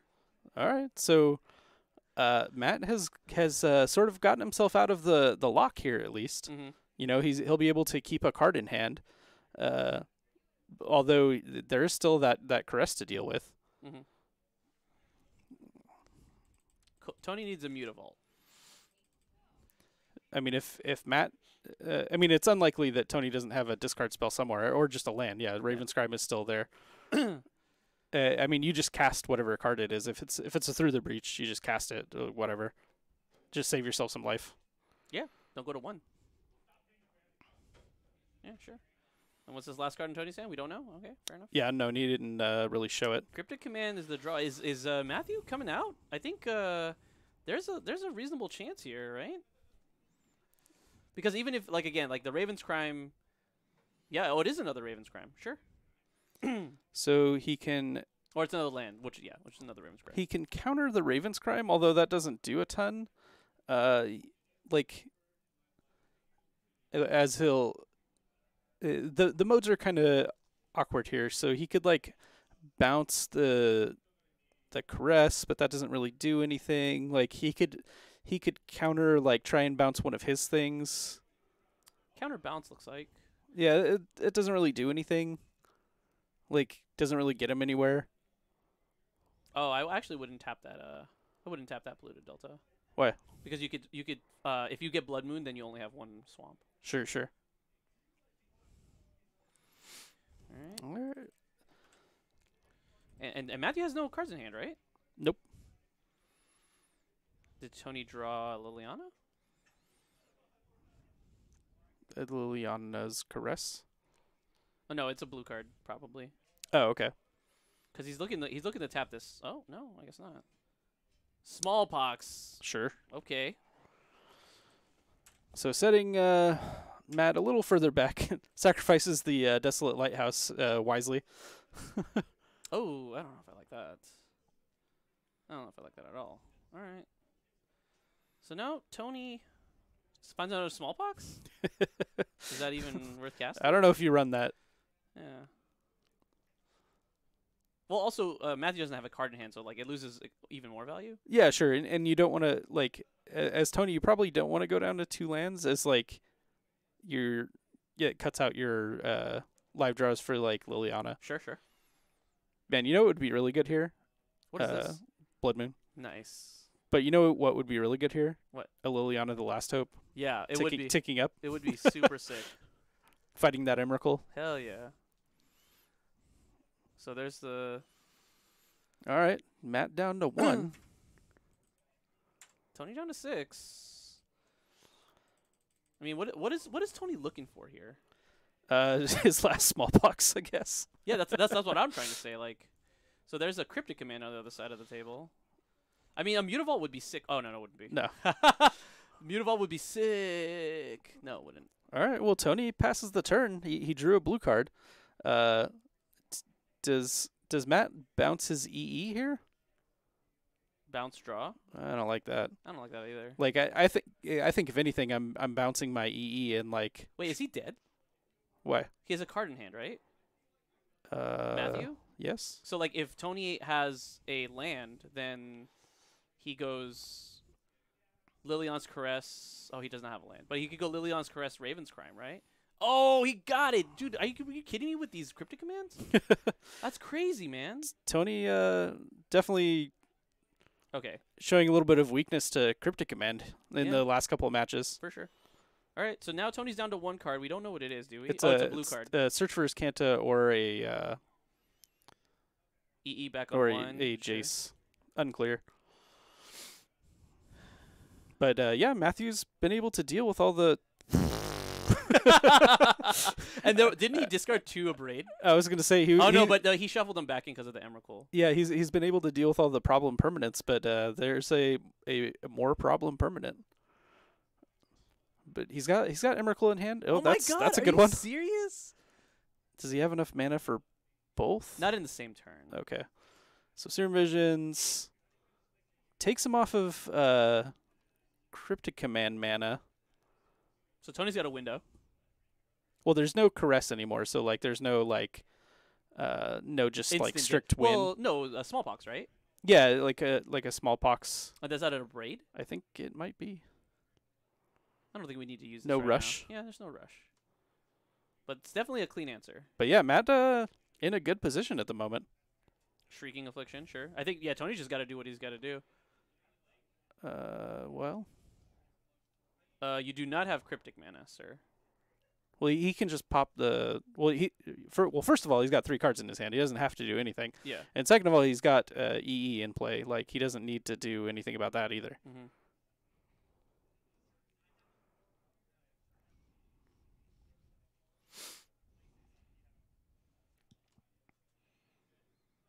Well, now he's at 2, so still doesn't need to do anything. Goes to 3. What is that? Remand? Remand, yeah. Sure. Yeah, I think Matthew is very, very much in control now. I think Tony's the one. So Raven's Crime. So this is going to get remanded. Well, you need to tap a blue mana for that. Sure.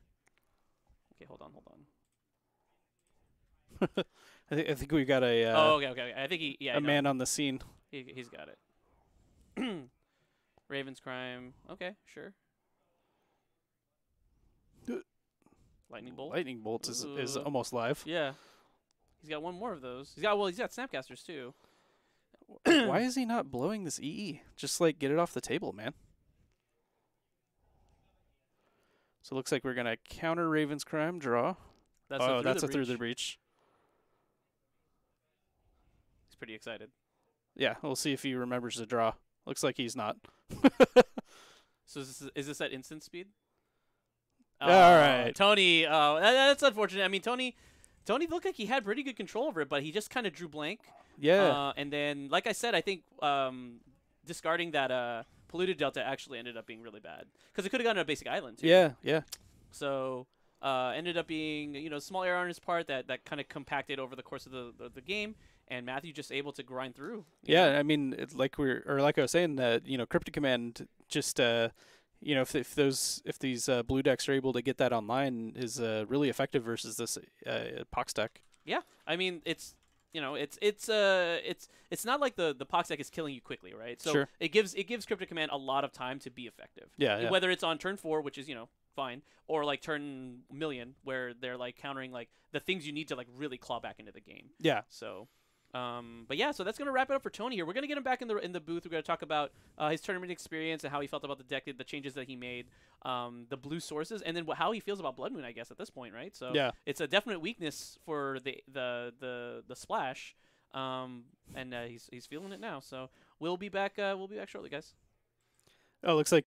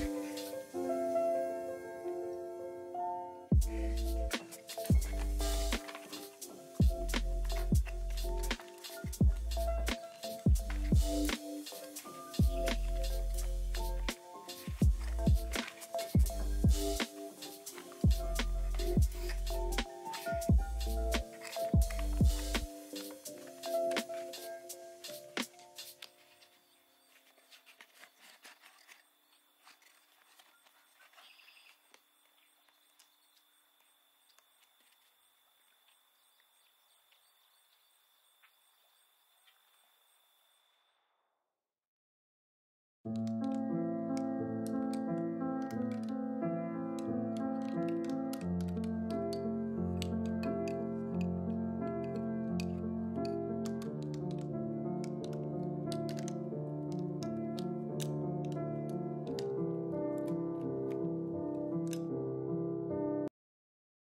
right, hey guys, what's up? So we've got, I know, Tony finishes 2-2 for the night, which is still not bad, but not where he wanted to be. You know, we always want to, you know, end on a high note, but it is what it is. And I think, you know, we learned a lot of things about the blue-black version of the deck. That's what we're in the testing phase. Sure, sure. I definitely think we should have won that.